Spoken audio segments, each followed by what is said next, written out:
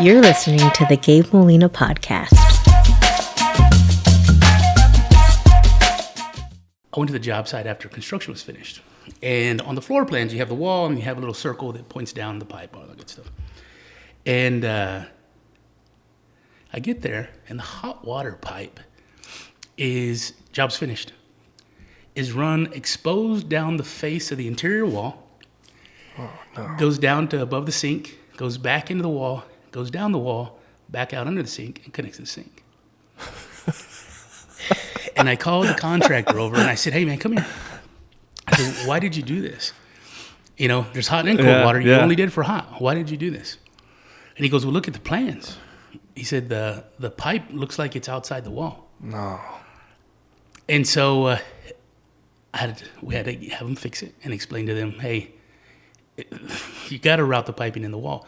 But that's what we run into, right? But that's just like common sense. I mean, that's the problem. Right. We're hiring cheap labor because we got to be the cheap bid and because we got to get the job, you know. And I think a lot of that is there's all kinds of things involved, especially when you're dealing with like municipalities, right? Oh yeah. The funding's the issue. Yeah. You know, that's the bottom line.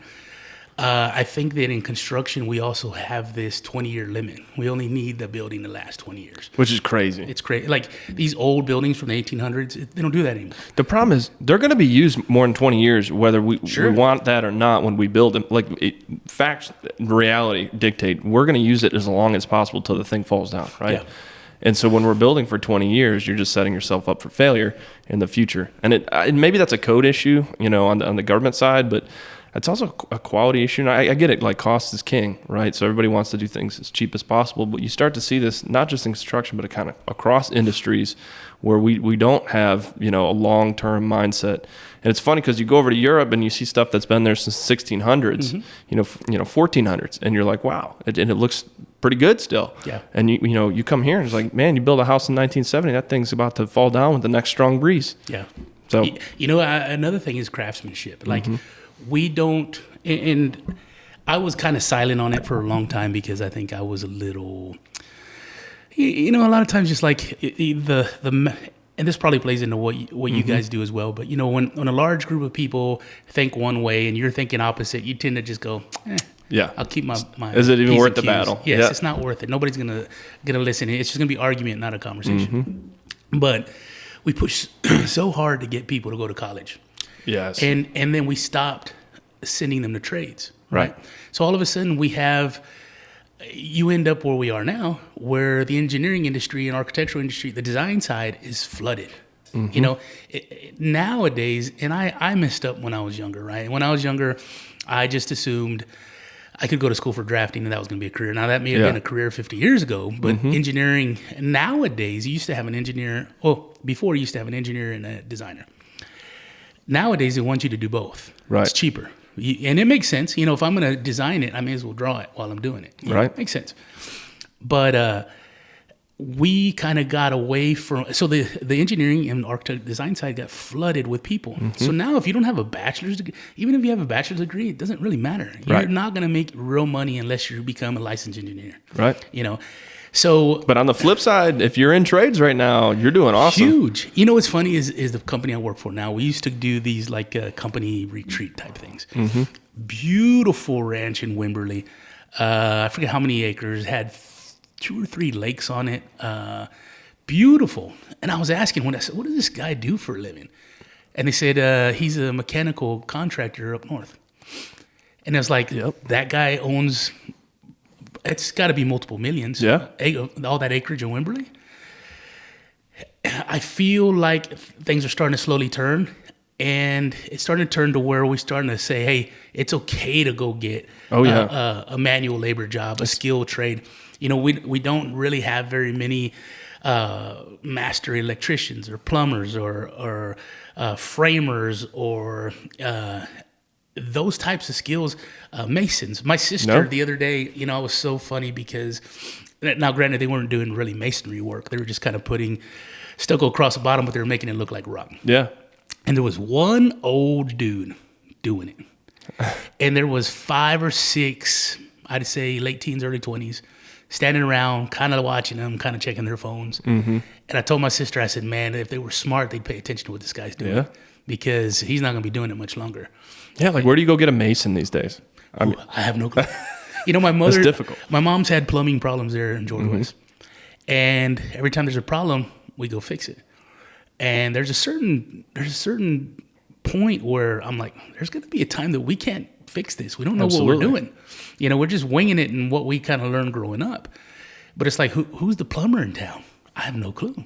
Yeah. You want to make money in George West? Go start a plumbing company. Oh, absolutely. Those houses are sold. The below ground sewer and water, everything's old. Yeah. You know, used to be made out of clay. A lot of it's compressed or cracked. Or and every time we have a freeze, you know you're going to make bank. Every time. Absolutely. I think my buddy Noel's dad was the last plumber I knew there.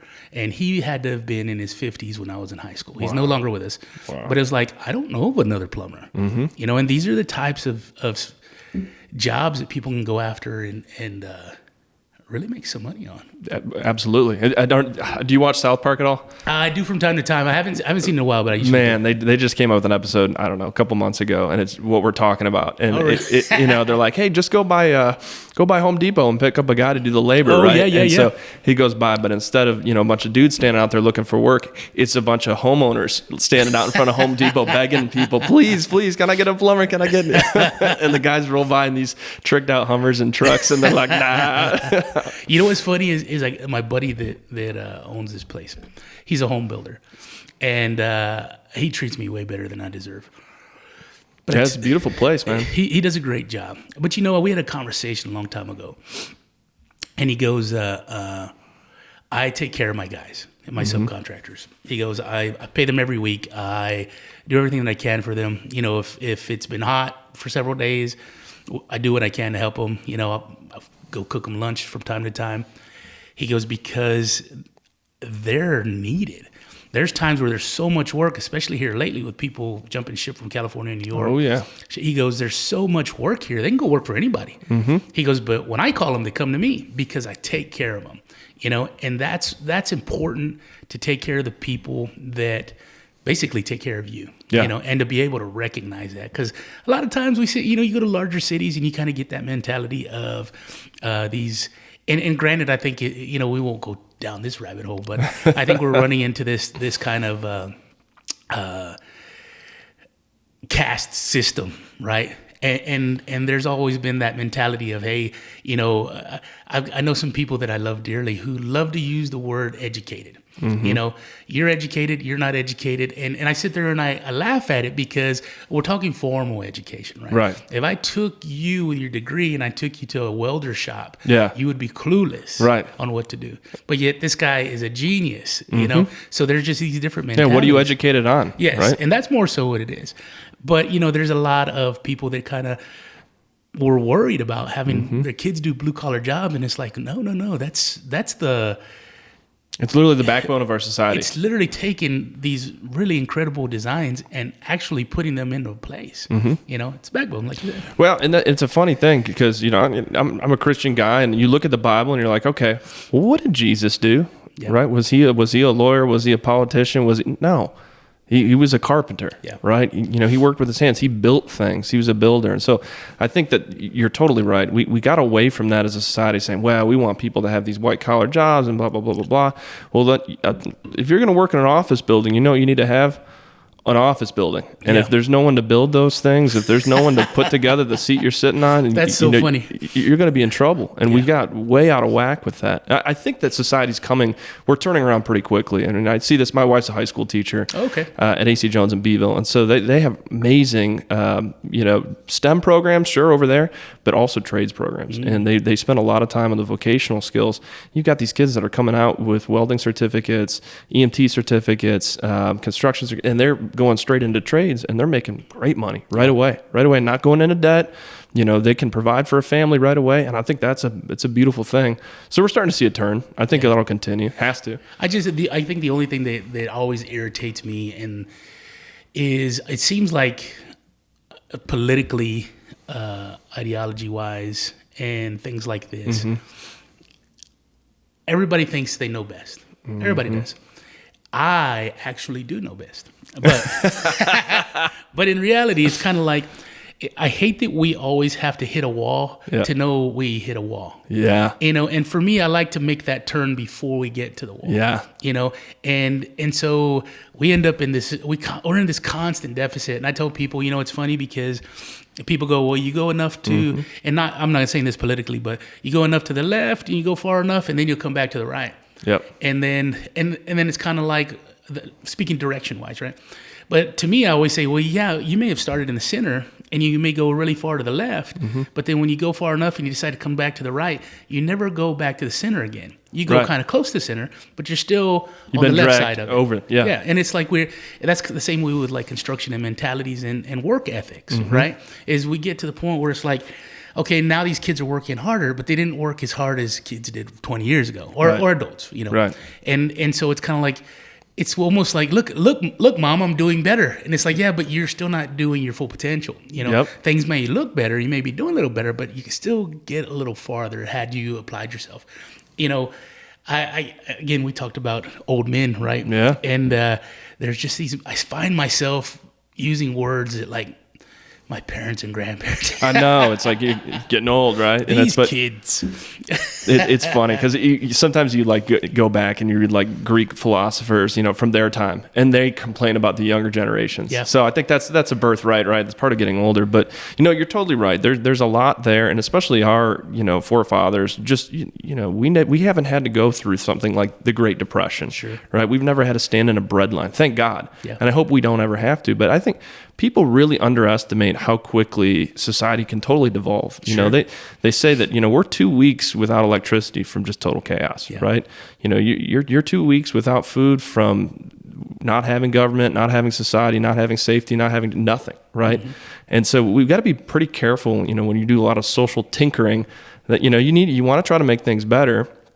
But make sure that you turn before you hit a wall. Yes. And when you talk about criminal justice, you start to see this across the country. You look at San Francisco, and they're like, well, we're really loving and accepting people out here, and we want to, take care of the poor people and the homeless. And so, sometimes they get arrested and thrown in jail for stealing a candy bar. We don't want that. That's unfair, right? Next thing you know, chaos, right? People are stealing left and right, and what happens? All of the grocery stores are closing. All the CVS's, all the Walgreens, they're gone. So if you live in the city of San Francisco and you're a law-abiding citizen, now all of a sudden you've lost all of these stores, businesses, things that you depend on as services because of some small, stupid changes that are very short-sighted by people that thought they were doing things with the right intention. And just you have horrible consequences. So you got to be careful. You got to think through things. And like you said, you got to really watch that wall, and when it's coming, you got to make sure that you don't run into it. Yeah, I'm going to say something so stupid, but I'm going to say it anyway. I experienced my first gentrification experience the past couple of years, and I told my wife, "This is amazing." I get now. Well, yeah. So, which is it amazing? Because you must be a homeowner on that side of it. Well, no. It was more of this is the problem with that kind of thing is, and again, this is kind of like not an avenue, I guess that you are as a mayor, right? Yeah. But not as running for DA. Yeah. But it's like I was telling my wife, it's this tricky thing, right, where you have an area that's impoverished, or maybe not impoverished, but just lower income kind of thing. You want more amenities in there. You want to have access to things closer to you. Mm-hmm. The problem with that is it takes money to do that, right? So if I open up I love chili dogs, man. Yeah. If I open up a chili dog stand, I need to make money to stay open, right? So all of a sudden, I'm going to bring value to an area, right? And now that area is going to need to increase, right? Right, because if you're going to buy a house and you love chili dogs, and your house is right next to the chili dogs, and you're going to pay more for that house, right? Yeah. Or for whatever it is. Well, you would think that, right? But the problem is, now this is the double-edged sword, right? You have people who may not be able to afford that kind of increase, but at the same time, you still want those resources. Right. So it's this real crazy thing. But I will say this, I went into some areas of San Antonio that I used to work downtown, and it drove me crazy. Super interesting. Learned a lot about human behavior. But there were just areas that were dilapidated. They were run down. It was just rough. And now it's gotten more expensive to live in these areas, but there's so much more there. Yeah. And I don't know how to do it. I don't spend my time thinking about these things, but there's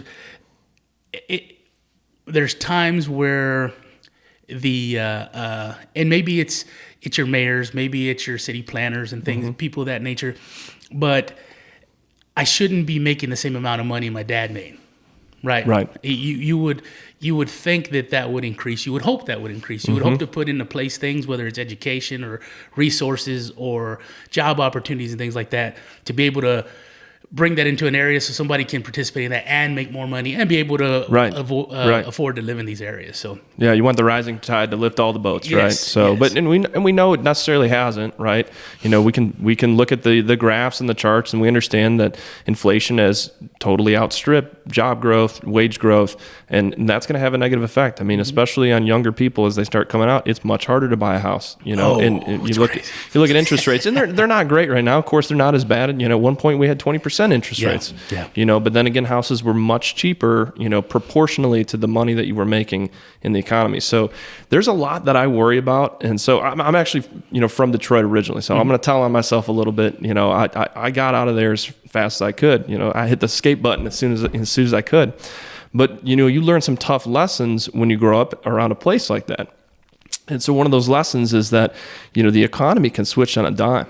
And then what it does, you better be ready for the fallout. One of the things that scares me in South Texas, we've got two main industries, right? We've got cattle and we've got oil. And those are two things that are really set and primed for market disruption, whether you like it or not. Whether you like it or not, market disruption might come. And so I worry about South Texas and our economy. If we don't diversify a little bit, get some different industries in there, what's going to happen? You know, if these electric cars are serious and we're going to have more of them, we're going to have less demand on oil. And we know it doesn't take a huge decrease. We don't have to have a 50% decrease in oil prices for people to start losing their job. No, we know people lose their jobs en masse in the oil industry when we have a 10, 15% dip. Sure. Right? And so that scares me, because what are you going to do when you have people that were previously in very good jobs, making very good money, all of a sudden they're out of employment? If we keep shipping cattle off to Mexico or China, right, and that it doesn't take a 50% reduction in the price of beef. It just takes 10, 15% for things to stop making sense economically for people to raise cattle. So there's a lot of these market forces that I'm really, really worried about in South Texas.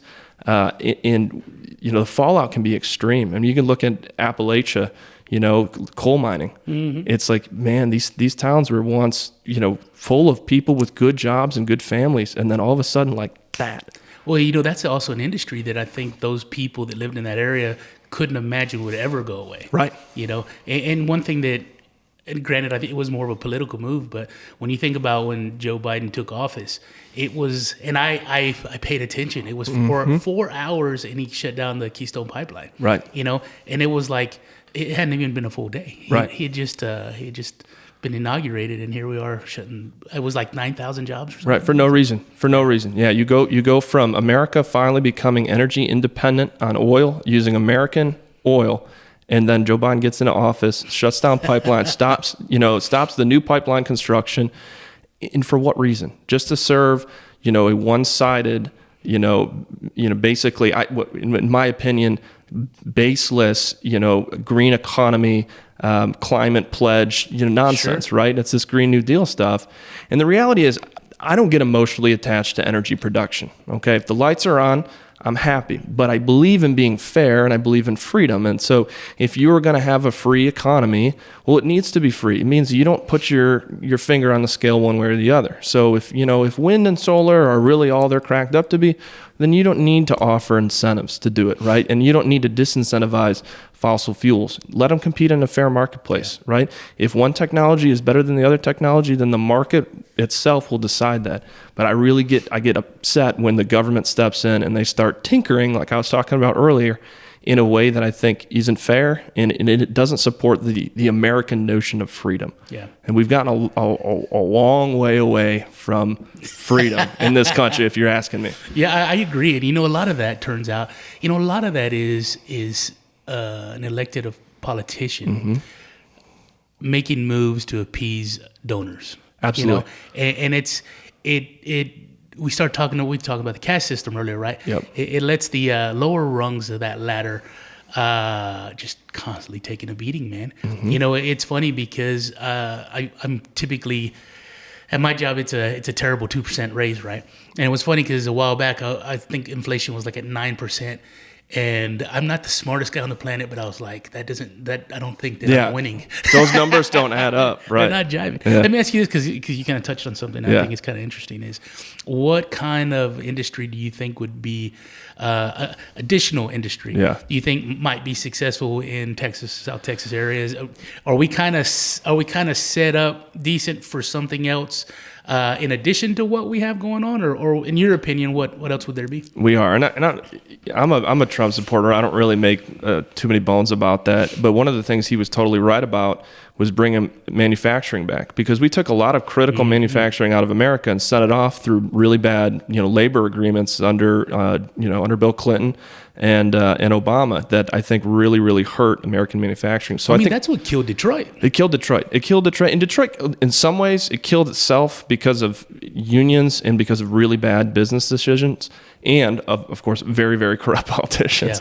Yeah. There was a horrible, mix there, and that's really toxic. But I see some of these factors creeping into Texas, and it really scares me. It really, really, really scares me, because I didn't come to Texas to end up having Texas be like the place I came from. I came here because I want it to be the awesome place that it is, right? Which is crazy, because the opposite happens, though. Yeah. You get people that come from other parts of the country, and they bring their ideology with them, and they go, hey, we poo-pooed on this area, but let's try it here. It's exactly. Kind of the same mentality where you hear it in the past where people go, they refer to communism and they call it Democrat communism. Yeah, democratic socialism. And there you go, socialism. Yeah. It's like democratic socialism. It's like we're renaming things, but it's the same old machine. It's the same thing, and it's like, well, we just haven't done it right yet. Right. This time we'll get it right. It's like every other time people have starved to death, but this time we'll just get it. But no, there are a lot of people that come from California because they're or New York, and they're attracted by the high wages here combined with lower cost of living. And what they don't realize is when they bring their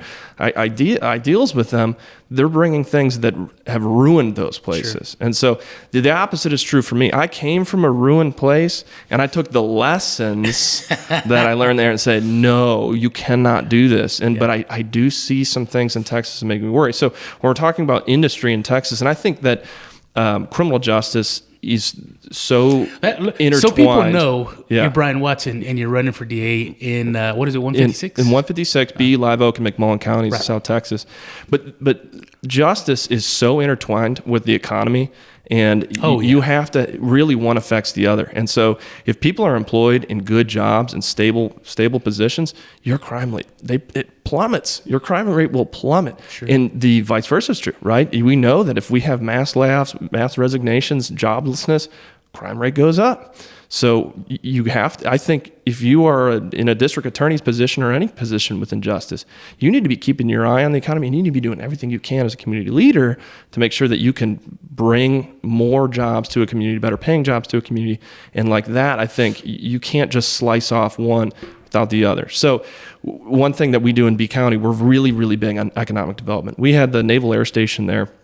It left in the early 90s, devastated the town, completely devastated the town, totally changed how that town functioned. Almost everyone was either employed by the base or was employed because of the people that lived on the base. So once the Navy left, the town was in shambles. And so they brought in TDCJ to try to backfill that and give some government jobs back there. It was not a very good backfill. We appreciate having TDCJ there, but it's not the same as having Navy officer pilots. Sure. Right. And let's not to interrupt you. Yeah. But what's funny is one thing that I tell people: when you have a town that has 3 prisons, 4 in the area, 5 when you start talking federal. And not saying this in a negative way, right? But it's like if you and me, if we're married and you go to prison and I have your kids, right? I'm going to move to the area that you're at so I can go see you, right? So you, instead of bringing in You're not bringing them people because they got a good job there. Right. You're bringing people because they have family in prison there and they want to be close to be able to visit, and so you end up with these two different types of people when you have a Naval Air Station and you've got 4 prisons in there. Just the atmosphere changes. But anyway, go ahead. But so that's what we've done. So we, about 5 years ago, we had a county judge. Our county judge at the time, Stephanie Moreno, worked with the city and worked with a couple other entities, the school district and the college, and they came together. They started something called the Bee Area Partnership, which is an economic development cooperative. And so we said, we're not going to sit back and just try to wait for people to come in and start new businesses here. We're actually going to hire an economic developer. We're going to go out, we're going to recruit, and we're going to find businesses, bring them in. If we need to give them incentives or we need to help them get open, we're going to get them open so that we can get jobs rolling here. And so we've had some incredible companies come through as a part of that, that are already making an impact in Bee County. We've got How long has that been going? About 5 years now. Okay. And, COVID was really slow. We, it's like we opened right before COVID. And so it was like, dang. Monkey, that's the monkey wrench. Exactly. So, but, basically, even through that, we've been able to recruit companies, not only from the United States, but from around the world to come into Bee County to open manufacturing places, really at the old Naval Air Base too. So we got these huge warehouses, and hangars out there. It's like, that's a good place to build stuff, right? It's already built. You just got to come in, retool it for whatever you need and get going. So we've had some great success out there. That's going to continue. But that is, to me, what we have to be proactive. You can't sit back and wait for it. And especially when you're in a rural place, a lot of the big cities in Texas, they're the ones that are getting all of these, big companies to come in. We're kind of trying to pick some crumbs up here, but we need to, because our small towns are super important. I think really the heart of Texas isn't in Austin, it's not in Houston, it's not in Dallas. I think it's in the country. I think it's on the ranches, it's with the people. I'm a big small town guy. I love living in a small town. I chose to live in a small town.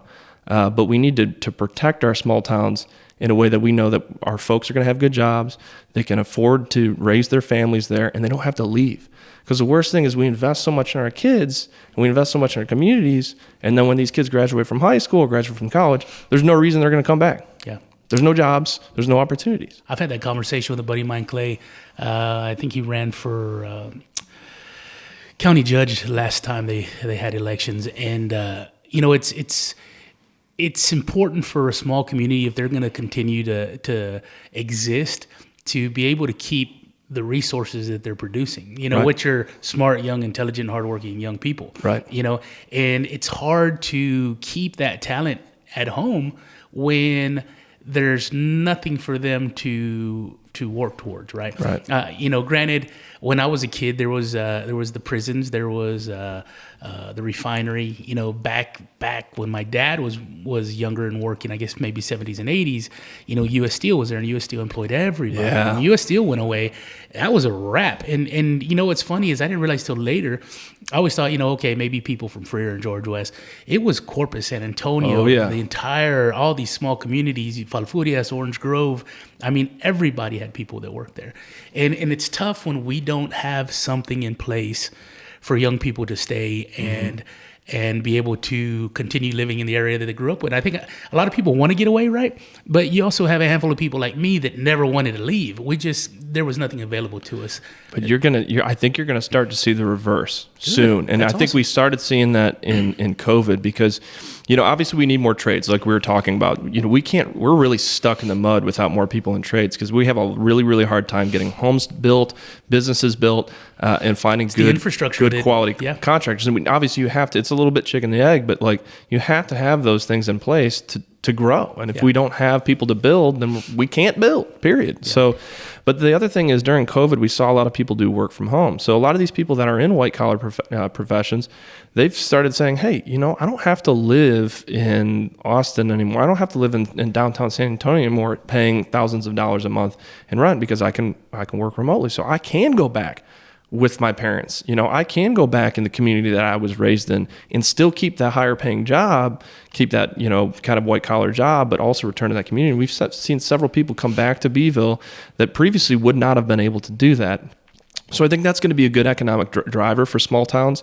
And I think that presents some unique opportunities. The other big job interrupter or disruptor is going to be AI. Over the last year, we've seen an explosion in AI like we've never seen. And this is I don't think people are really fully comprehending how much our world is going to change. It really already has changed with the development of AI, but that is going to be scary. It's going to be scary for our economy, and I worry from the criminal justice side, it presents a lot of issues, but a lot of opportunity as well. So we have to, again, keep our eye on the wall as we're running towards it, because we are. I mean, AI is one of these massive walls for humanity, and it's either going to destroy us or it is going to equip us with, some incredible technology to carry us into the future. Maybe it's a little column A, column B. Where do you think that's going to show up first down in that area? I think it's already shown up. I think it's subtle and people don't understand, how it's being used right now. In our financial markets, that's become a really, really big thing. But, when you talk about professional trades that are, more white collar, they're really susceptible. Even attorneys are really susceptible to this. These, they already have AI, lawyer robots that can go in and they can draft complaints for you. They can draft petitions. They can draft motions. They can do a lot of different legal research. Sometimes that legal research is good. Sometimes it's really, really bad. That's a little scary. It's scary. Let me ask you this because I've had conversations with people on this kind of thing, and when I think about AI, I think about it's artificial intelligence, and right away my brain goes robots. Mm-hmm. But I've had conversations with people before where I don't like the painting everything with a broad brush. Yeah. Right. To me, especially for a district attorney to do their job well, for the school districts went crazy with it a long time ago, where it didn't matter. We had was it no tolerance? Yeah, zero tolerance. Yep. And it was kind of like, well, hang on, what are these? To me, that was a way. Now, granted, here I am speaking ignorantly, but that was a way to kind of halfway do your job. It's right? Exactly right. I want to, when somebody's going to judge me, or whether it's my employer, whether it's a university, or whether it's the legal system. Mm-hmm. I want you to evaluate me for me and this circumstance. Yep. Not, hey, here's a number of a guy and this typically happens. Here's your outcome, right? And it's like, to hear that that's an opportunity for AI to kind of get involved in is really scary. And dude, that's not ignorant at all. In fact, that's one of the most astute points that you can make, because this is a huge issue that we've had in criminal justice and really in our world. People do want to paint with a broad brush. They want everything to be black and white, and the reality is it's not. And you have to have nuance. And if you can't understand the gradation and the nuance behind certain fact patterns, you're not doing your job properly. In fact, you're really messing up. And our justice system, it's not built on black and white as much as people would like it to be. Yeah, that'd be a lot easier, right? If I could say, okay, boom, that's that or that's that. Yeah, that would be super easy. We wouldn't have to go to law school, right? If it was that easy. But we know it's not. It's incredibly complex, and there's all these different factors at play, and you need to have somebody that's going to be able to sit there, devote their time and attention to it, and pick through those facts to understand what that translates into, right? And there's a lot of people that do make those flippant, sometimes egotistical decisions, based on very little. And I think that becomes very, very dangerous in the justice system. We're seeing it more and more. We're seeing a lot of politicization, politicized prosecutions coming about, and it's very scary, very scary. But ultimately, being in the justice system, especially as a district attorney, you are there to make very difficult decisions. If it was easy, then anyone could do it, right? And we would trust anybody to do it, but it's not. We know that you're in charge of the most important decisions in people's lives. This isn't about money. It's not, you're not dealing with $1 million or something like that. It's not a personal injury case or a contract case or a dispute like that. This is somebody's freedom. This is somebody's entire life. And, putting human beings in cages. I mean, these are like the most gravity-inducing decisions that you can make. And so I think you need people that will actually sit in there, that will use their mind, that will consider all the factors and give a well-balanced, nuanced, fair response. That it's all about being fair in my mind. I want to speak more locally at some point, but right now it's stuck in my brain. I wanted to ask you this earlier. But when you see things when you see things like what happened in New York recently, I think it was a couple of days ago, where you had some I think illegal aliens that attacked 2 police officers, and I don't know that they were even arrested. And then I read something else recently that they had moved to California. They're in California now. As somebody running for district attorney's office, what do you get out of seeing something like that happen? As far as like, what are you learning? What in your mind, what do you think happened in that situation? And in your mind, what are you learning from that particular situation? Because, you know, when it comes down to it, and I'm looking at it as just some guy that goes to work every day and, you know, tries to sleep late on the weekends. To me, I'm like, these guys committed a crime against law enforcement, which law enforcement has taken it in the shorts for several years now.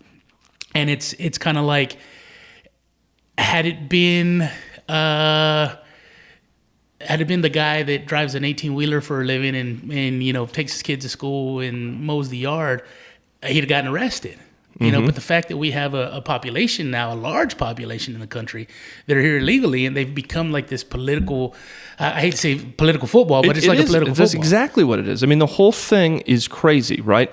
We had, you know, and I say this both ways, because when we had Trump in office initially, we had a lot of wimpy Republicans in Congress that they didn't want to do anything because Trump was under investigation for Russia, all that stuff was going on. So they didn't want to actually execute on any of the conservative legislative priorities that we had. And so we wasted 2 years where the conservatives we had the White House, we had the Senate, and we had the House of Representatives, and we didn't get almost anything done. I guess we got tax reform done. That's about it. And then, but vice versa, when you had Joe Biden come in, he had the House, the Senate, and Congress, and still they didn't do anything on immigration, right? And so, you know, we're living in, and so that's why I wonder, well, why?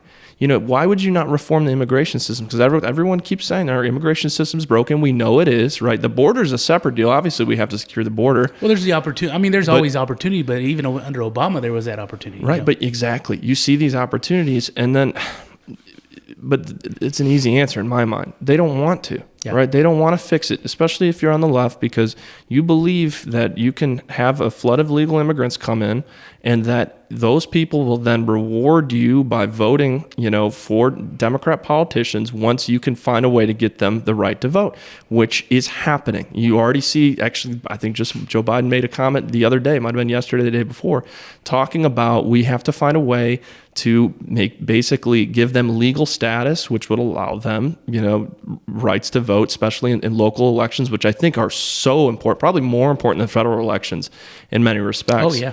I've talked with multiple people, and that's what I've gotten out of people is everybody's so concerned nationally.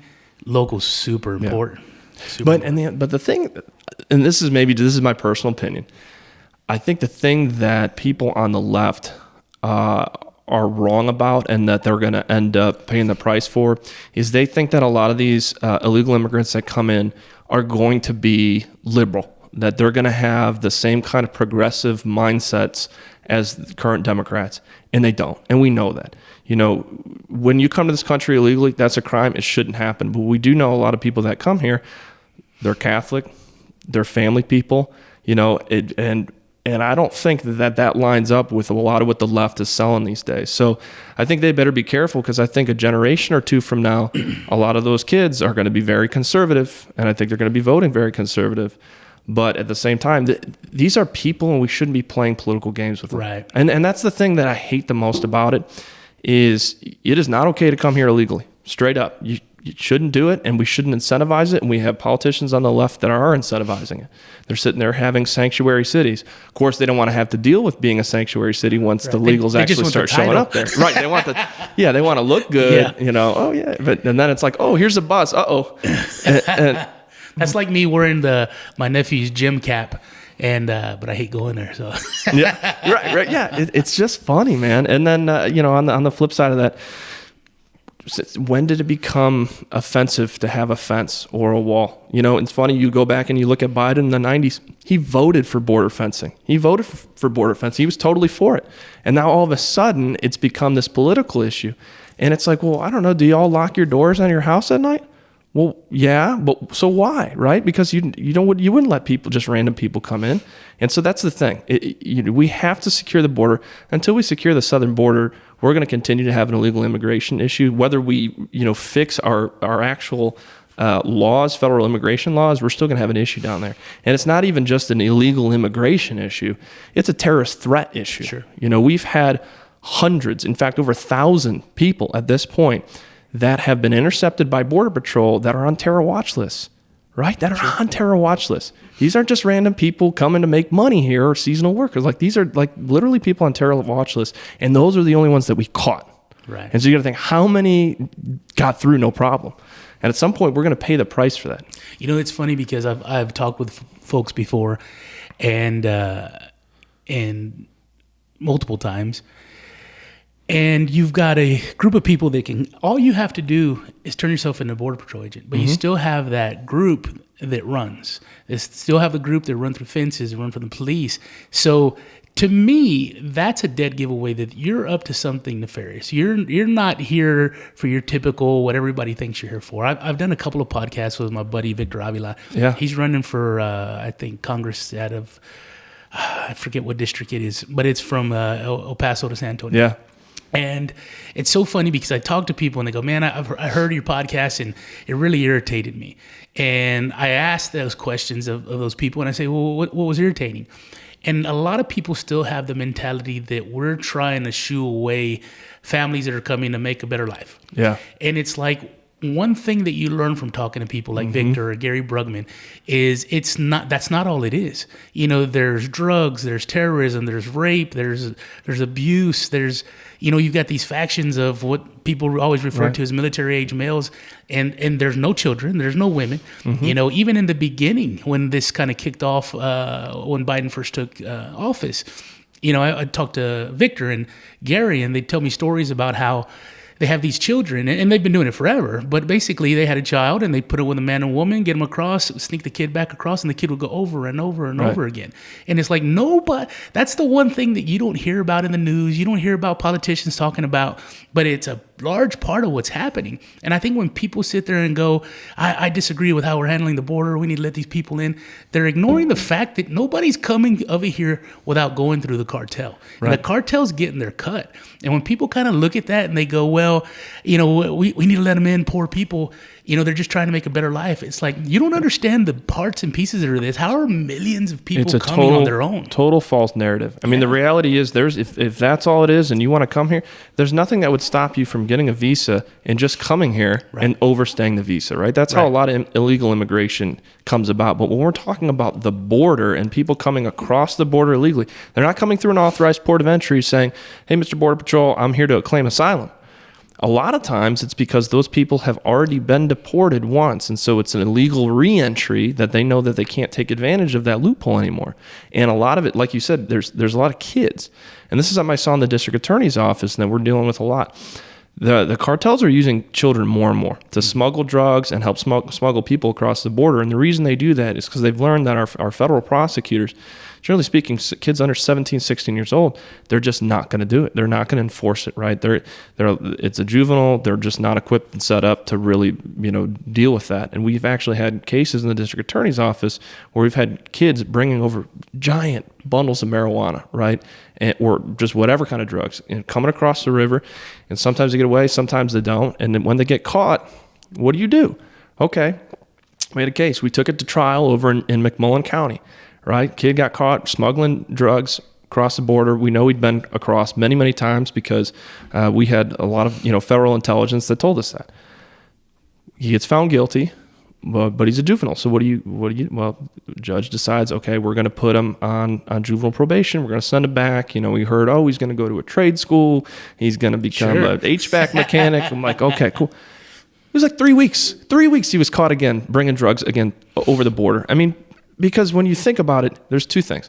Either one, he's working under threat by somebody over there, or two, you think you're going to go and work and be an HVAC mechanic or do all this stuff when you're under the age of 18, when you can get paid thousands of dollars to go smuggle drugs and there's almost no consequences to doing it, right? So the cartel is getting, they're getting smart in the most evil way, and they're starting to use children more and more, and we're starting to see that. So that's That's something that we got to, as policymakers and as people involved in the justice system, we got to sit down and say, okay, well, how do we counteract that? How do we combat that? Because we can't incentivize that. We can't let them use a loophole that incentivizes them to use children.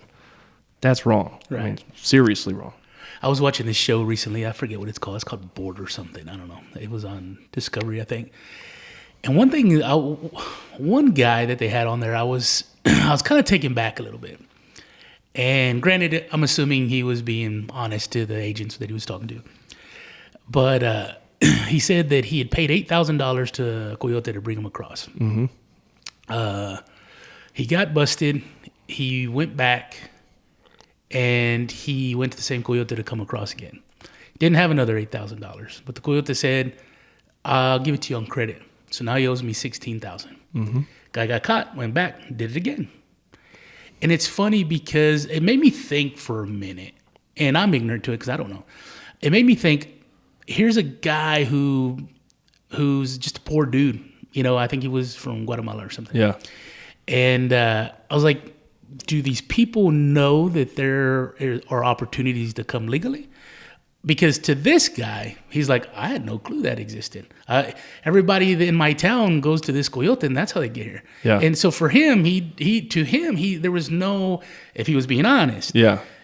he didn't understand there was a legal opportunity. To him, this is how everybody does it. Well, Right. everybody owes this guy Right. thousands of dollars. Right. You know, and it's interesting because when I talk to Victor, when I talk to Gary, they've talked to kids in I say kids because I'm old, but like a 20-year-old in Del Rio, you know, and they asked him, "Where are you going?" He said, "I'm going to Minnesota." And they said, "Oh, you'll be fine. You know, you'll be far away from the border."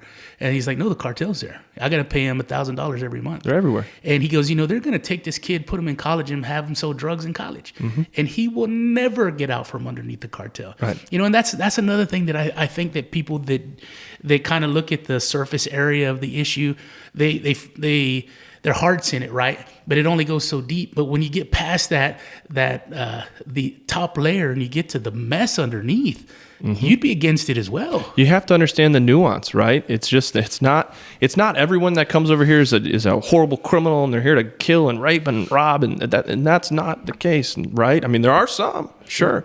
But at the same time, it's not a bunch of people that are just coming over here to be hard workers and, you know, they just want to find a job on the farm or whatever or in a factory.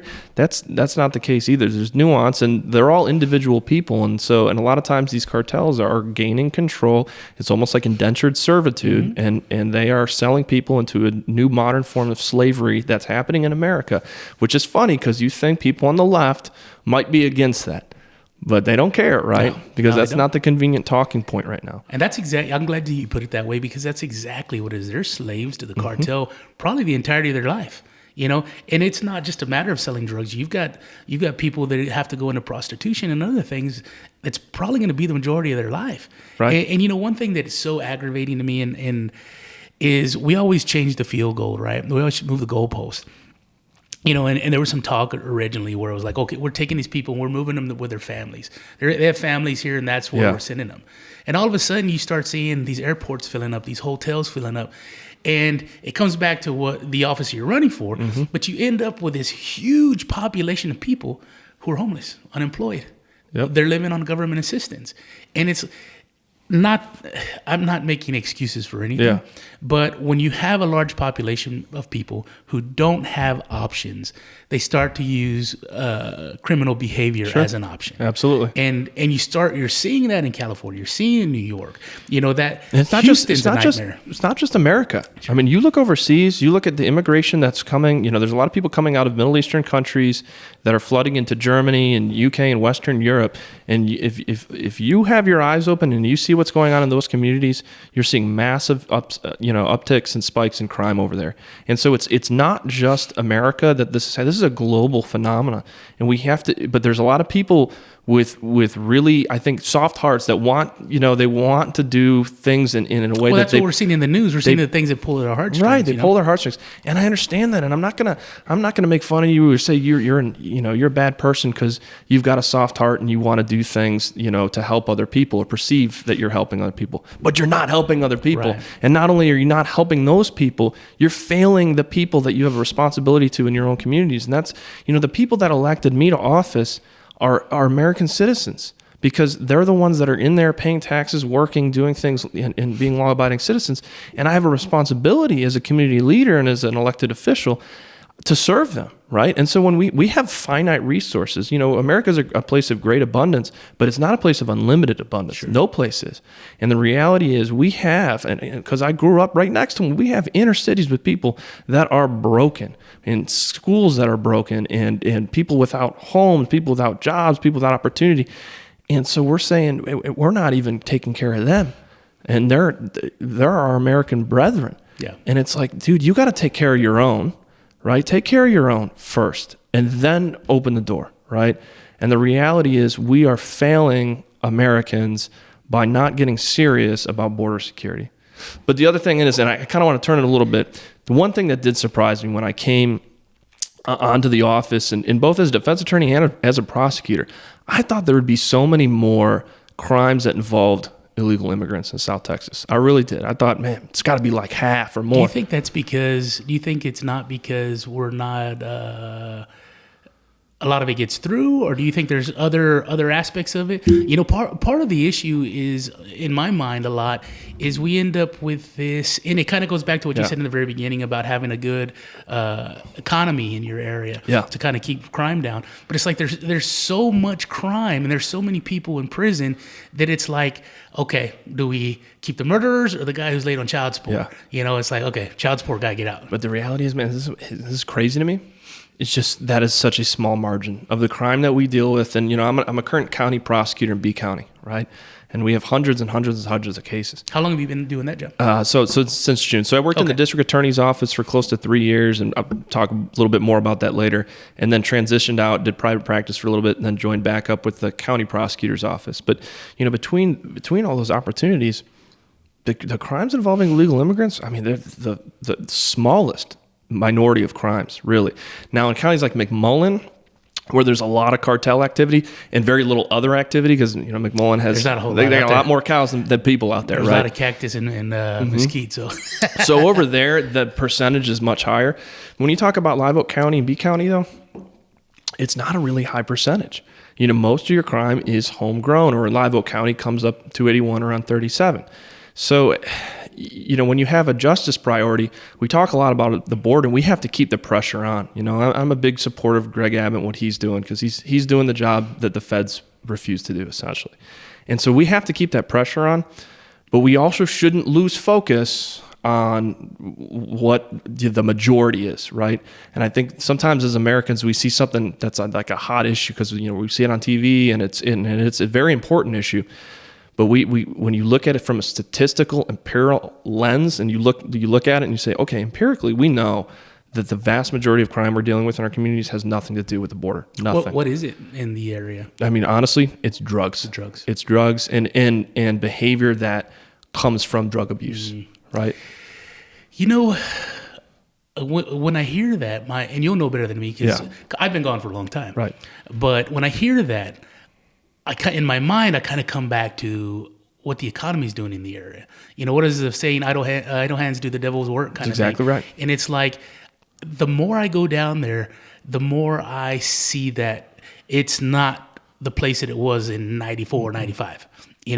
And I've had conversations before where I've talked to my sister, and I was like, I was in a gas station, and from the customers to the employees, I'm not the smartest guy, but I'm like, there's a lot of methamphetamine in this store right now, and that's scary.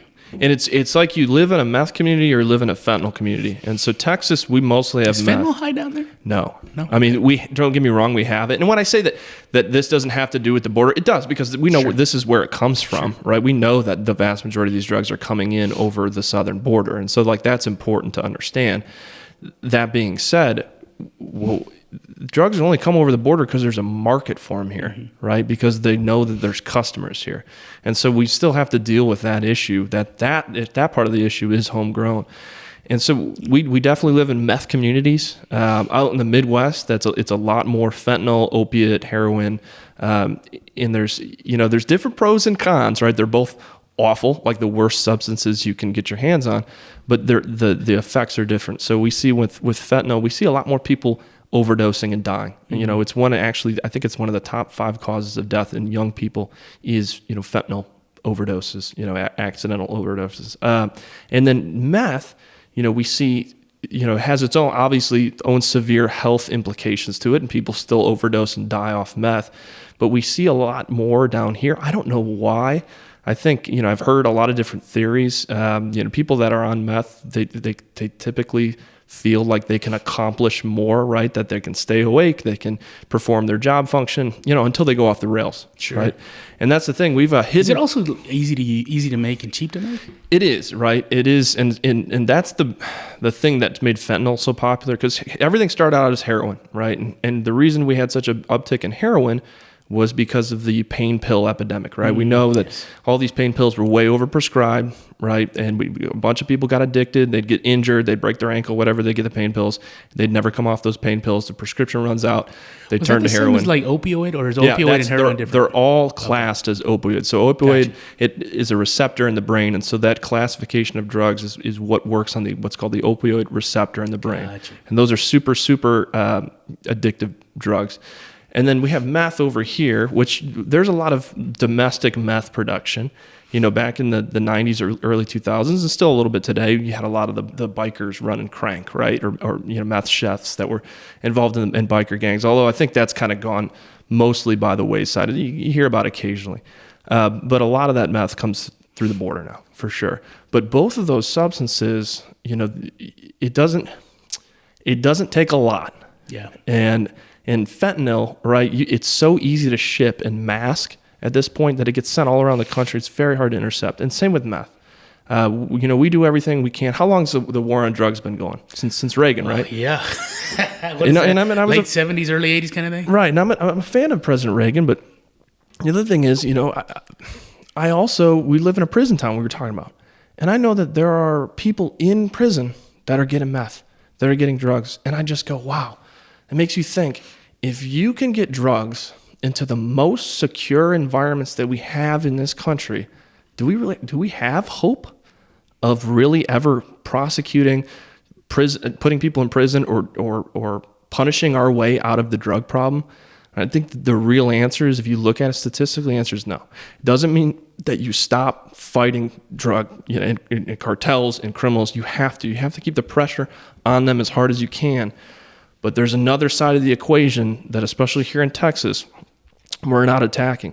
And until you reduce the demand for drugs, there will always be a way to have the supply. The reality is, in 2024, 30, 40 years after we started this war on drugs, it is every bit as easy to get drugs as it ever was. If not easier. If not easier. I don't ever remember seeing it when I lived down there. Right. Now I feel like I see it everywhere. So what does that tell you, right? It tells you that what we're doing isn't working. Let me ask you this: what, in your opinion? And granted, I just want your opinion on it, because I think everybody has one, and we don't know the answer. Yeah. How do you approach that? How do you get? You know, I love talking to Bob. Yeah. Bob's a friend of ours. I love Bob because Bob's been there, and Bob's honest with where he is and where he's been. Right. Maybe that's an answer for somebody like Bob to answer. But it's kind of like, you know, we can talk about economics of a community. We can talk about, you know, job availability. We can talk about things of that nature. But when you have somebody that's addicted to drugs, to me, jail probably isn't the answer. Right. Rehab opportunities and resources are expensive. Mm-hmm. It'd be nice to take those resources and apply them to somebody and have it work, but it's not going to work unless you're willing to receive that help and honestly use it. Exactly. You know, where Bob is now. And so you get to this point where it's like, okay, well, I've got Kevin over here that we've done this. We've gone through this 4 times, right? We've allocated these resources. We've spent this amount of money and this amount of time working on Kevin, but Kevin doesn't care right now. Right. You know, do we keep trying to run Kevin through that process, or what do you do? Because here's Deborah over here, who hasn't had her opportunity to go through those because we've been working on Kevin, mm-hmm. you know? And the reality of it is, there's not, like you said, there's not an endless budget. There's not endless resources. Right. what can a community do? Let's just say Beeville, Georgia West. Yeah. Let's say Beeville because it's a larger community. What can a community do to take steps in the right direction? Like, what's the right direction? Because I don't think there's a true answer that goes, hey, A to B and we're done. Yeah. Right? Yeah. It's like, but what are in your opinion, in your experiences, what things have been more successful than not? Right. And that's the $1 trillion question, right? If anyone had the answer for that, they'd probably make $1 trillion, right? If they could cure people from drug addiction, change their lives, get rid of it immediately, that would be such a globally amazing product to be very in demand. But the reality is we know that doing nothing doesn't work. We know that doesn't work, right? So we know that there are certain steps we can take, right? And there are things that we just don't do. We have some resources. It's not enough. One of the biggest problems when we talk about drug addiction is that it has a close link to mental illness and mental health, right? And I know people probably get tired hearing about mental health, and because it's kind of I don't want to call it a fad, but it's in the news a lot. People hear about mental health a lot, but there is a really, really, really large component and tie when it comes to the most serious drug abusers that lines up with mental health disorders. And the reality is in Texas, from deinstitutionalization, right, which is where we get rid of all the mental hospitals, we got rid of all the sanitariums. Since that time in the 70s, we have less beds available for people with serious mental health conditions now than we did in the 70s. And our population has exploded 3, 4, 5 times. So how's that going to work? Well, it can't work. We know that. And so when we talk about dedicating resources, there's 2 aspects, right? You have to be able to treat people's drug addiction, right? That's an immediate concern. But the longer term concern is if they have mental health issues or disorders, and a lot of them do, how are you going to treat them on an ongoing basis? And this is where people kind of get a little squeamish. And how are you going to force compliance?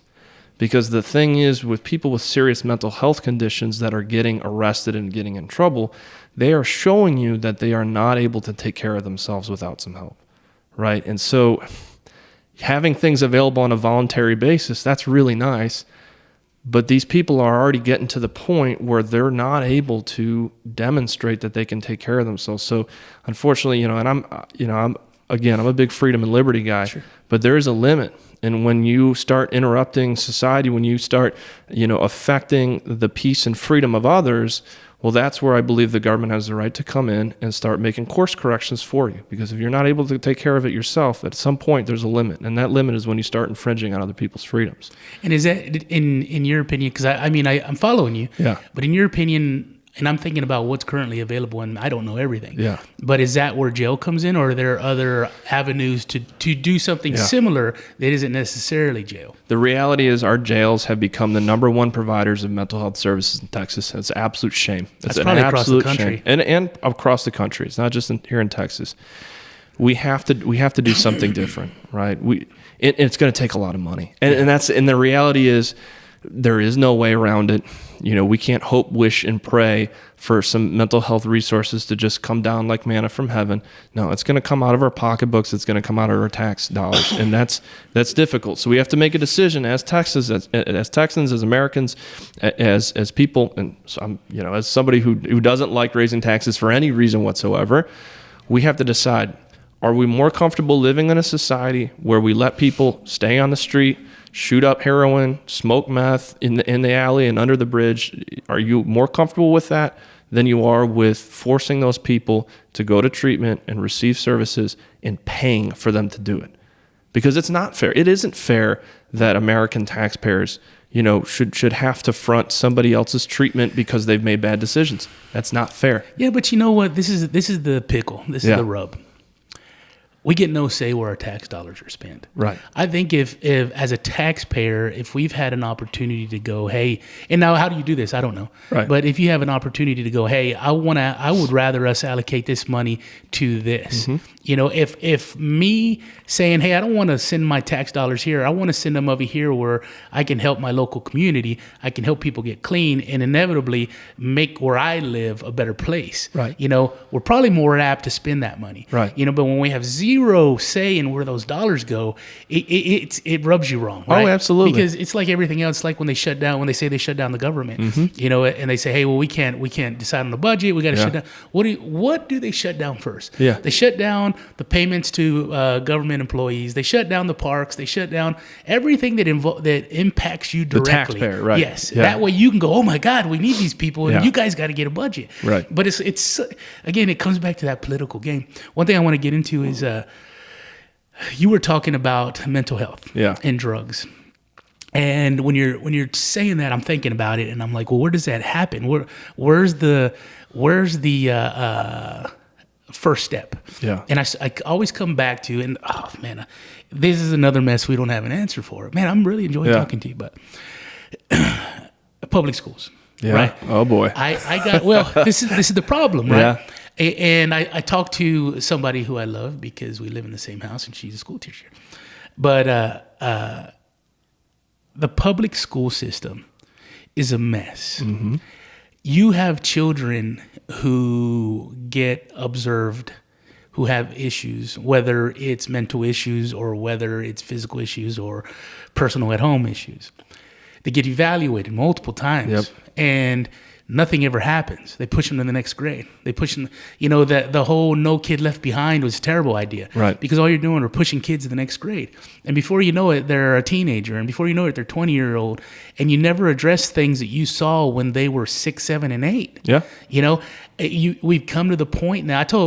It's my wife. I told my wife, I said, you know what? I said, in about 20 years, the public school system is going to be the mental institutions of the 20s. Yeah. I said, because everybody who's functioning or operating at a level that they should be are jumping ship. They don't want to be in the public school anymore. They're going private. Yeah. And so all you end up are with behaviors in the public school system. Yep. A school that she had been at in the past, they lost so many students. They took a whole wing of that school and get this, took the whole wing of the school and they rented it out to another organization that babysits children of teenage kids so they can go to school. And it's like, you're heading in the wrong direction. And you know, again, it's like, well, you know, I get so frustrated with people that I care about who go, they get upset with Abbott and they go, or even when it was Rick Perry and it was like, hey, you know, they're cutting funding to the public school. And it's like, well, why do you keep adding funding to the public school? It's going 1,000 miles an hour in the wrong direction. It's interesting. Texas is very interesting concerning this issue. And I want to just hit one point. I'm going to connect it to this. So from what I was talking about, you know, your tax dollars, you know, what are we going to do with our tax dollars for mental health? What are we going to do with our tax dollars for drug rehab? Well, the other alternative is it's not going to be your tax dollars, right? Maybe what we need to start looking at is public and private partnerships or private and religious partnerships. And I think that the churches are the number one best resource to save people's lives. And I mean that spiritually. I mean that physically. I mean that emotionally. Our churches are so key to development. And I think that part of the problem that we have in this country is that we've gotten away from God, we've gotten away from the community, we've gotten away from the church. And there are so many churches and faith-based organizations doing so many amazing things, including in education, that I think that we need to sit down and have a serious conversation about how we can increase and support those services. And so Texas is interesting in public schools. And remember, I'm married to a public school teacher, so I'll probably say this. These are my personal opinions. They do not represent the opinions of my wife. They do not. They don't, because I'm going to tell you, we disagree on this. Sure. You know, I'm from an area where private schools is exactly like what you talked about. If your family had it together, your kid had it together, you send your kid to a private school, right? And so people know the private school doesn't have to take you. Right. If you're not performing or you're misbehaving, you're out the door. Public school can't do that. Right. So then but the problem is, and that's great for those kids because they go to a place where they're surrounded by peers who have parents that are engaged and care about their child's development and want the right thing and are willing to spend resources to obtain that for their kids. And you're also around other kids that are ambitious and successful and smart and want to do the right things. And that is a better learning environment. Straight up. It is. The problem is, what about all those other kids? So then what are you left with at public school? Yeah, there's still going to be some great kids there. Mental institutions of the 20s. But you're going to increase the percentage, right? You're going to increase the percentage of kids who have serious behavioral issues. You're going to increase the percentage of kids who have parents that are completely disengaged from their lives. And that is, we know, not a great learning environment. So one of the biggest arguments that public schools have here is we want to keep everyone together so that everyone is kind of learning together. We don't want to just slice off the top kids and send them somewhere else because that hurts the kids, that are in the rest of the pack. The problem is, okay, well, what do you do? And this is something I think about a lot because, I've got a young son in Beeville and I got to consider his educational future and I want the best for him, right? And when you're a parent, you don't care about any other kid. Sure. That's the reality. You don't care. You care, right? You want the best for your community, but no, your kid comes first, right? Your kid's development, your kid's that's what you want, right? And so that's another thing that worries me is if we don't have good educational opportunities, especially in small towns, good luck. Now, I went up to Austin several times this last session, and I talked with our senator and with our state rep, and I had a whole laundry list of things, a lot of them criminal justice related, but some education related, because vouchers were a big deal. Mm-hmm. And they were trying to get that. Abbott was trying really hard to get school choice and vouchers pushed through. And, across America, that's a real conservative principle. School choice is a very conservative, Republican, hardcore principle, which is that freedom of choice and freedom of association will lead to better outcomes. And you apply market capitalist dynamics to education. The idea is it will increase basically the level of service across the board. And I believe that. I do. I think that when you have schools that have to compete, I think it makes them better. But at the same time, man, we have some real conservative Republicans in Texas said, no way. I'm not going to do anything that's going to take any funding away from public schools. I'm not even going to have a perception that we're going to try to take funding away from public schools, even though school choice wouldn't have taken any money away from public schools. That funding would have stayed there. They were going to allocate some of the surplus funding to go to school choice into the voucher program. I think that was a shame. I really hope something gets done on it because, especially in smaller communities, I know there are families in B County, Livo County, McMullen County that would love to send their kids to a private religious school that emphasizes spiritual growth, that emphasizes, just principles that are going to be different from what you learn in public school. But they just don't have the money to do it. Yeah. They don't have the money to do it. And if they did, they would send their child to a private school in a heartbeat. And so I think parents should have that choice because, again, like you said, it's your tax dollars. Shouldn't you have some say? Sure. Especially, it's like if you're a kid. I would like to have as much say as possible. Right.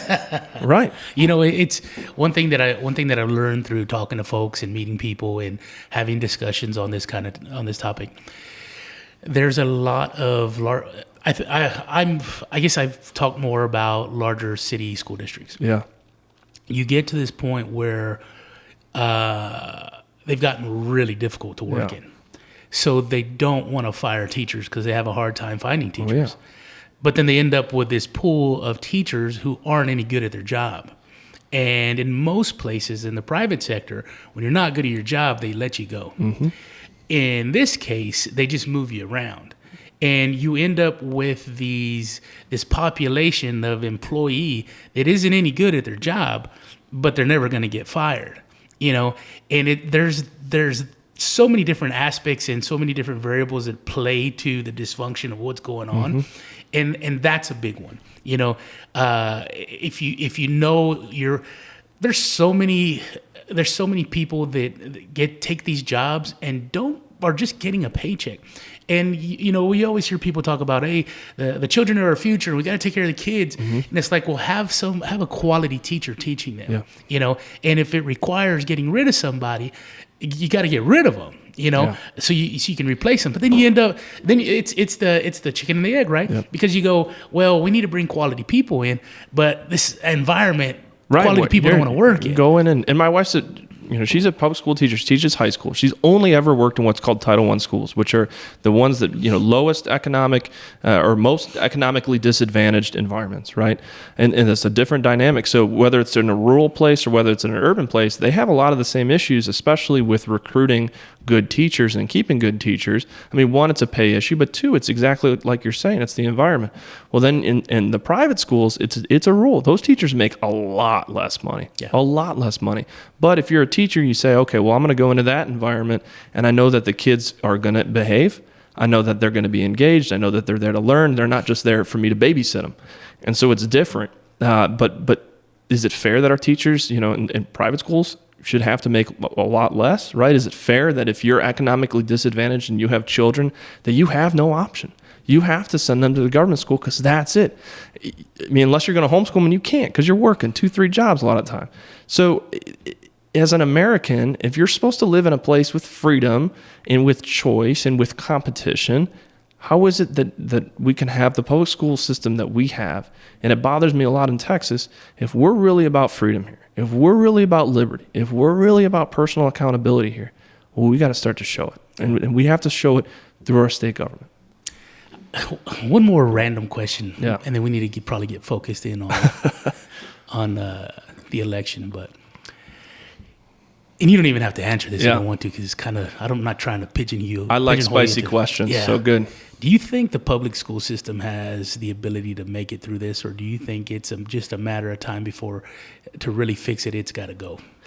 So, and maybe I don't want to sidestep this question, because I don't know. I don't know. I think it'll make it in some regard because it's so built in systematically that I don't think it'll ever be eliminated.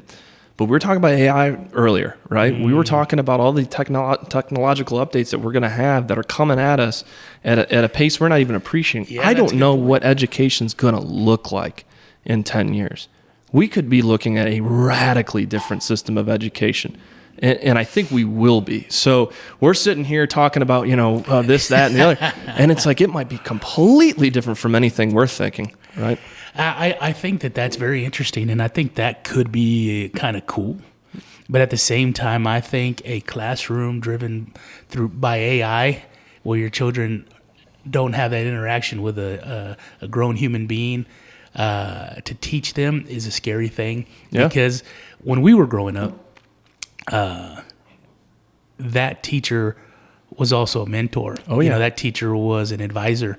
That teacher was somebody who gave you comfort. There's a lot of kids that have different home lives. Yeah. But the consistency among them was that teacher. Mm-hmm.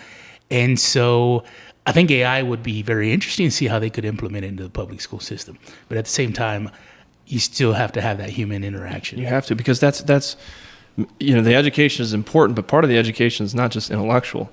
It's social, right? You're teaching kids how to behave, how to respect adults, of course, how to respect each other, how to respect themselves. So that can't be done in a vacuum. You can't just plug a kid into virtual reality all day and expect them to grow up and be a great productive member of society, right? We know that social development is so important, but that's why it's like, oh, man, I don't know. So there's probably going to be a blend there, right? Yeah. We're probably going to have some incredibly hyper interactive technology that's going to be able to express information to our children in ways that we've never even dreamed of, that will allow them to learn at a very rapid pace. And so it might not just be them sitting in a desk all day looking at a teacher getting lectured, right? They might be able to learn at a more rapid pace, and they might be out in the field more. They might be out doing different things in that social environment. It just might totally be different from the format that we think in our heads is like a traditional schoolhouse. I'd love to see that format. I'd love to see more interactiveness. Everybody learns differently. I struggled to sit in a desk and pay attention. There's often times that me and my wife talk, and she's like, well, why don't you go back to college? And for me, college was death. Yeah. One, I think I know everything. And two, to sit in a classroom and just listen and read a book and write notes. There's a lot of people who are very successful. Yeah. For me, I learn by seeing and by doing and by touching. Yeah. And I think there's a lot of kids that way. To see it go that route and see it do something a little different, I think would be important. There still has to be that interaction with a human teacher. You think about what the COVID mask did, and you've heard all the stories about how it destroyed speech among younger kids. It's crazy. And interaction. And we talk about that tinkering, and again, you got to be careful. Yeah. And, you mentioned earlier with just the percentages. The slightest shift, in the long term is a huge shift, and I think a lot of times people, one thing that I worry about is you got so many people that are so dependent on thoughts of other people. Somebody else is going to think for me. Somebody else is going to direct me. I'm going to be told to do X, Y, and Z. And you saw that during COVID, and I mean, we all bit on it a little bit to some degree. Because you're scared. And when people get scared, they make bad decisions. Yeah. They make really bad decisions. And so we need to bring back critical thinking. We need to bring back freedom of thought, which is a good thing for the internet, but also a bad thing, because you start to see these echo chambers pop up and people become, more politicized, and they're in this camp over here or that camp over there. Or if you, and this is just my opinion, if you identify with every single tenet of your political party, you're not a free thinker. Sure. You're not thinking critically, because there are certain things that are great ideas, especially for conservatives. I agree with, a vast majority of the platform. But if you think that every single thing that, the Republican Party comes out with is the best thing ever, you're not thinking. Sure. You're not you're just repeating what somebody else has said, and you're going to get fooled. And so don't get fooled. Think for yourself. Individually evaluate. Okay, well, why is this a good idea? What are the intellectual underpinnings of this? Has this been tried before? If it has, how did it work? If it hasn't, how are we going to implement it? How are we going to follow up on it? So I don't know. I get that really irritates me, because I feel like people more and more, they just have a gut reaction based on what they're supposed to think instead of what they should, what they could actually think if they thought it through. Okay, I'm really enjoying this, and we may have to make this a two-parter, but let me ask you this. Yeah. Is that by design? Could be. I feel strongly, and maybe it's just me being stupid, but I sit there and I always feel like I've straddled eras, right? Yeah. Even in my work history, I feel like I straddled manual drafting to AutoCAD drafting. I straddled that time. Politics, public school system. I feel like I've straddled these changes, being the age that I am. And I sit there and I go, from what I'm privy to, I don't feel that people are teaching kids critical thinking. No. And then I go all the way back. Let me go back even far. We're probably gonna make this two-parter. Anyway, then I go all the way back and I go, why did that happen? Why did that start? And I go back to the World War II, right? And you had all these men in World War II, and you had the women go into work, and then the men came back and the women went back to the house, and you had this huge push. And I'm not here to say one way or the other. I have my opinions. I think that things work better when you have a husband and a wife in the house. Agreed. And the wife can, maybe the husband is off to work and he's providing. Now, granted, we've situated ourselves in this country to where a single income is not enough to provide for a family. By design. Because now all of a sudden, and I've told people this, it's like, what's the best thing you can do? You come back from World War II, the men go back to work, the women go home, you tell them, hey, you were doing everything he was doing. Mm-hmm. You don't. Why are you wasting your time here? And it's not a waste of time, because you're raising children and you're raising them the way you want them to behave and to be raised. The most important, and I don't say this facetiously. I don't mean this sarcastic. It literally is the most important job in the world. I really mean that, because it's when you think about who's the most important person in it's your mom, man. Yes. Your mom that raises you, that takes care of you, that shows you the world. You love your dad, of course, but sure. Our moms in our lives have such a special and important place, and I think that has been in some ways destroyed by modern society. And I'm a big capitalist, I'm a conservative, but that's one of those capitalist underpinnings that's really bit us. It's really bit us, because the reality is we doubled the size of the workforce, right? When we said, hey... Well, when you doubled it. You doubled your income tax. You doubled the amount of taxes that you're going to receive as a federal government. Yep. And now you can go, you're working so hard and you're so tired. Instead of you giving me your kid at 5, give me your kid at 2. I'll take your kid. Yep. And I'll teach him, and I'll show him how to do things. Right. So you can go make more money and send me more tax dollars. And we talk about our public schools, right? And it's like, and we're going to teach them not what you think, not what your family believes in. We're going to teach them what the government thinks and what they should think, the right thing to think. And that's what scares me. Is that, there is a component of our society that we are handing off our family, we are handing off the future to the government and to daycares and I'm not. This is not me bashing schools or bashing daycare teachers. I love them; they're wonderful. It's an observation that we're making by what's actually going on. So there are certain implications that I don't think people thought through. Again, we talk about running towards the wall, and sometimes you don't realize what's happening until you hit it. And when we begin tinkering, we have to be careful. And we start to see now when you look back. And am I sitting here saying that women shouldn't be in the workplace? No, I've worked with some of the most fabulous, smart, incredible women that would thank God they're in the workplace. Right? That's not my argument, but the argument is because of the doubling of the size of the workplace, we now have almost no ability to really successfully raise a family on one income. Right? You can't, you almost can't do it. Unless you're a very, very high earner, you're not going to be able to provide your family with all the things you need with just one income. And that stinks. People don't even have the option, right? They don't even have the option anymore. And that is what I have a problem with. It's funny because I'm going to say 80s, late 80s, early 90s. My mom worked from time to time. My dad was a provider, though. Yeah. Back then, it was now granted, we weren't living in a mansion, it was a small house. But we had school clothes, we had food, we had good times. But Dad was the only real earner. Dad housed, fed, and clothed 5. And my friends ate dinner at the house almost every night. And I'm not kidding when I tell you friends outside of the 5, outside of the 4 or 5, we're looking at another additional 10 kids a night. Yeah. Dad on one income was able to do that. It was tight. It wasn't easy, but it was doable and it happened.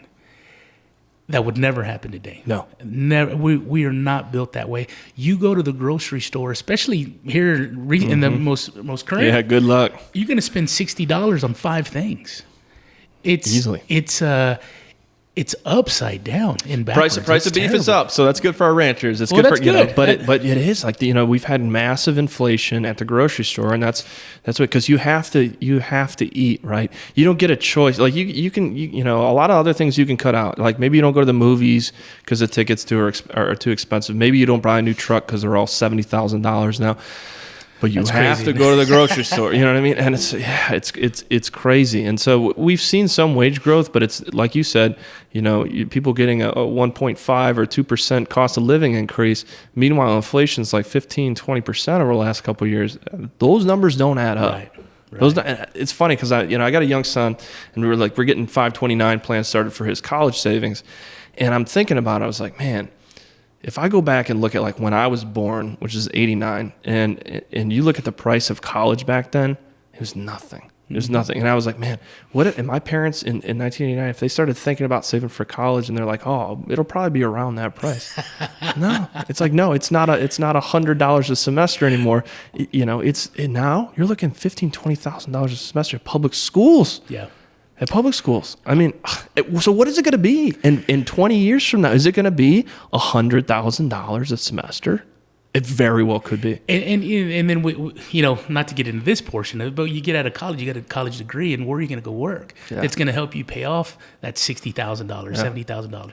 I remember I lost my lid when I paid I think $750 for a semester at B County, and now it's like. Yeah, that's never good. In our community colleges, for some reason, they've been able to stay relatively, much less expensive than universities, which I think is great for them. I think it's shameful for universities to be charging what they're charging. And I think a lot of that comes from their administrative bloat. Right. I think they got a lot of things they could trim off that they choose not to. But our community colleges do a really good job, and I thank God for Coastal Bend College for the works they're doing out there, because it's one of the last affordable places that you can send a kid. But these are things that a little bit frighten me, and you have to consider them. And we talked about earlier about the cartels, sending kids up here or people and basically making them indentured servants or slaves. In some ways, these higher ed universities are doing the same thing, man. Sure. You send a kid out there with $250,000, $300,000 in debt. Do you think that person's going to ever be able to be an entrepreneur? No. Yeah. No. You're limiting them, and that's not me saying that. Oh, we got to forgive student loans. No, that's crap. That's crap, and I think it's the most faulty way of thinking, because the issue isn't people having to repay the loans that they agreed to take on. It's that, why are our public schools, especially public universities, why are we allowing them to charge these rates? Like, why are we even allowing kids to take this kind of debt on? Why is that not dischargeable in bankruptcy? Well, they know, because those degrees aren't necessarily sometimes worth the paper they're printed on. Right. And that's not me just trying to bash on universities. I love the schools I went to. It's a reality. But it's what we're seeing. It's true. And actually, and maybe I should thank them, because I graduated from the University of Texas Law School, one of the best law schools in the world. I'm not going to hold that against you. That's okay. I married an Aggie. Okay. So that's offsetting penalties. Yeah, right, exactly. So I kind of balance out there. But it's one of the greatest law schools. I was so excited when I got in there, because it's a tough spot to get in there for law school, and went in there. Awesome education, fantastic clinical work. I loved it. Dude, I still came out of law school with $250,000 in debt. Yeah. And so I got hired at a legal aid firm in Beeville, and they were like, "Hey, as part of working here, we're going to pay your student loans." And I was like, dude, that's like $2,300, $2,400 a month. That's just extra to go to the loans. That's now, I don't get to see that, so it's not money for me. But it's like, that was a huge incentive. And so, but there's not a lot of employers that do that. Right, that's rare. There's really, really not. All right, Brian, so I want to ask you. Yes, sir. You're running for district attorney. Yep. And 156, we mentioned that earlier. Right now, you're the mayor. Yes. Of Beeville, right? Yes, sir. How long have you been doing the mayor's duties? So this is my second year as mayor. Okay. And then this is going to be my 5th year on council, and I just got reelected. Technically, I didn't have an opponent. So I'll have 6 years total on council. What is the big, I guess, obviously they're two different jobs. Yeah. But what, I guess, appeals to you from doing the DA duties as opposed to the mayor duties? Because when as an ignorant John Q. public, I think being the mayor would be pretty cool. Yeah, and it is cool. And DA just feels like a lot of obligation and work. They're both a lot of obligation and work. Or they should be. Yeah. Not everyone necessarily treats it like the biggest obligation and does the work that's necessary. But if y'all know me, I work pretty hard. I work my tail off. And so I'm excited to do that if I get an opportunity. What have you enjoyed about being mayor? I like, and this maybe sounds sick, but I like solving problems for people. Well, that's awesome. Because nobody comes to you, and I say this all the time, nobody comes to you in municipal government and local city government and says, "Man, you're doing awesome. I love you. I love everything." Yeah. No. It's just criticism. If you're doing an amazing job, nobody's throwing rocks nobody in your cars. says anything, right? Like, that's the silence is golden, right? Yeah. But so you hear a lot of complaints, and when I came in city council in Beeville, we had massive issues, and we still have a lot of things to fix. And it was like, whoa, a lot of the can had been kicked down the proverbial road for a long time, and so we came in with a council, and we tried to be like gangbusters and go in there and really systematically change every aspect of the way the city was running. We brought in a new city manager. His name is John Benson. He's been doing a really good job. He brought in an assistant city manager, developmental services director, John Chen. He came in, rewrote all of these different policies and procedures, and especially when it came to permitting, because we were running into contractors that were coming in, they say, "Hey, we're trying to build a house, we're trying to build a neighborhood, we're trying to build an apartment building, we're trying to build a business, and we can't get, we don't have any permit approval plans, we don't know what y'all need, things take forever." Was there just not something in place for that? No, everything has been done real, the way it's always been done, right? And so I got a buddy who knows a guy in the city office. Yeah, exactly. And it was a huge problem. And I was like, no, so we streamlined developmental services. We wanted people to be able to come in, and if you want to do it, if you want to do business in Beeville or you want to build something, we want to make it as easy as possible to get that done. So we really worked on that. And then we worked, we had major issues with our water system, our wastewater system. And so we went and did major. Were they just old? They're so old. I mean, a lot of this stuff was developed, with the base, right? In the 50s, 60s, as the town grew, and then it was just not touched. And, the reality is, a lot of small communities are that way. Across Texas, we're not the only one, but there have been a lot of Band-Aids put on, and that at some point you can't just patch things. You have to. Is that a funding issue too? Definitely. I mean, if we would need, an order of $500 million probably to completely, because now everything is built, right? And so you're talking about, it might even be higher than that. Let me give you an example. We have a transmission line. Well, most of our water comes in from Lake Corpus Christi, right? And so we have a transmission line that comes in. Well, it leaks like a sieve. Wow. To just slip line that pipe, not replace the pipe, just to put a new lining through it, it was something like $30 or $40 million just for the one pipe. Right. So, and that's just the transmission line. You talk about all the pipes that are actually in the city. Crazy. Yeah. It's incredible. It's incredibly expensive. So, we have a total operating budget, $20-25 million a year. It's like, you can do the math. It's not possible to do that. So we have to strategically work.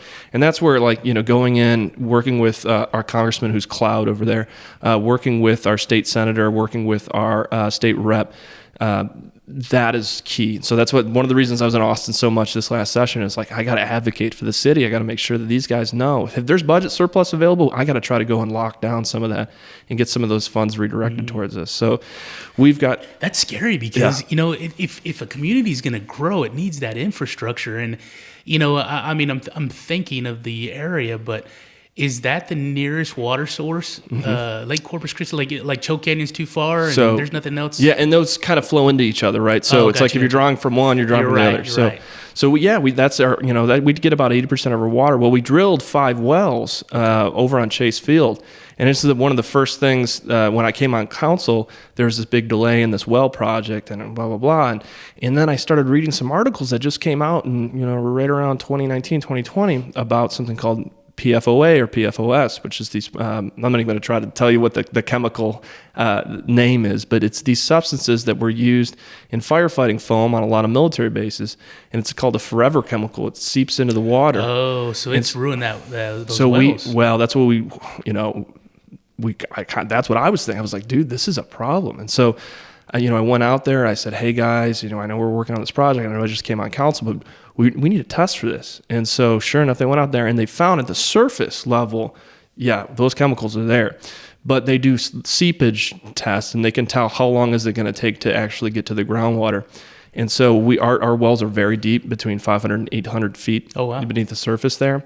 So it would take literally hundreds and hundreds of years for those chemicals to reach. But I said, look, I appreciate y'all saying that, but if I'm going to be drinking the water, if I'm going to have my family drinking the water, I want to be extra sure. So I actually wrote and authored. When you think about it, let's assume that you stayed in Beeville forever. Right. That's your grandkids. And that's what I want. That's where I intend to be. Yeah. So that's exactly what I'm thinking. So, I wrote the first ordinance, I think, in Texas that dealt with specific testing on a periodic basis for those chemicals. So I said, if we're going to have wells there, I want them tested constantly to make sure that those chemicals never get in our groundwater, because I don't want that ever to be an issue. Because you look at all these other military bases and they have these higher cancer rates. It's like a circle around the base. Well, not to cut you off, but I got a thought in my head. I'm sure funding is expensive, but there isn't a means to neutralize that chemical, or how deep is it that it's too deep to remove? There's no remediation you can do. And once it's on there, and they didn't know at the time, right? They were just blasting the stuff, putting out fires, not thinking, Let me tell you a funny story about my dad. Dad used to work at U.S. Steel. And there's way too many people in Georgia with cancer. Yeah. Or had been. Dad had told me one time they would mine for uranium cake. Wow. And he said there was a huge warehouse that you would come into, and it was basically where they separated the mud from the uranium cake. And he said you came to the front door. There was a guy with a Geiger counter, and he would wand all the men, and they had an acceptable, allowable level of uranium that you could have in your body. And if you were above it, you had to go work somewhere else for the day. But if you were below it, you could come into the warehouse and work on the uranium cake.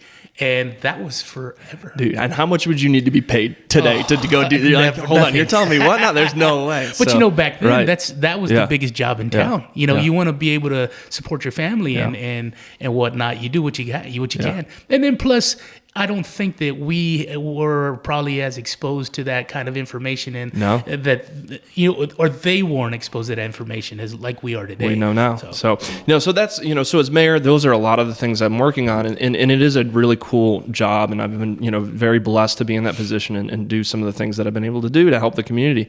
When you look at the district attorney job, And you might say, this is your background. You're a lawyer. Yeah. So I'm an attorney, and I've been a prosecutor. I've been a felony prosecutor in that office for almost 3 years. I've been a county prosecutor, CPS prosecutor, been a defense attorney, private practice. I've done other things other than law, right? I've been obviously on council and as a mayor, but I've also been a corporate IT professional. I've also worked as a private investigator. I was licensed in 7 states. Oh, wow. So I've had a lot of these different experiences, and I think that's super important because the difference is, if you're a prosecutor your whole life, that's all you know how to be, right? Then that's the only lens you have to view things from.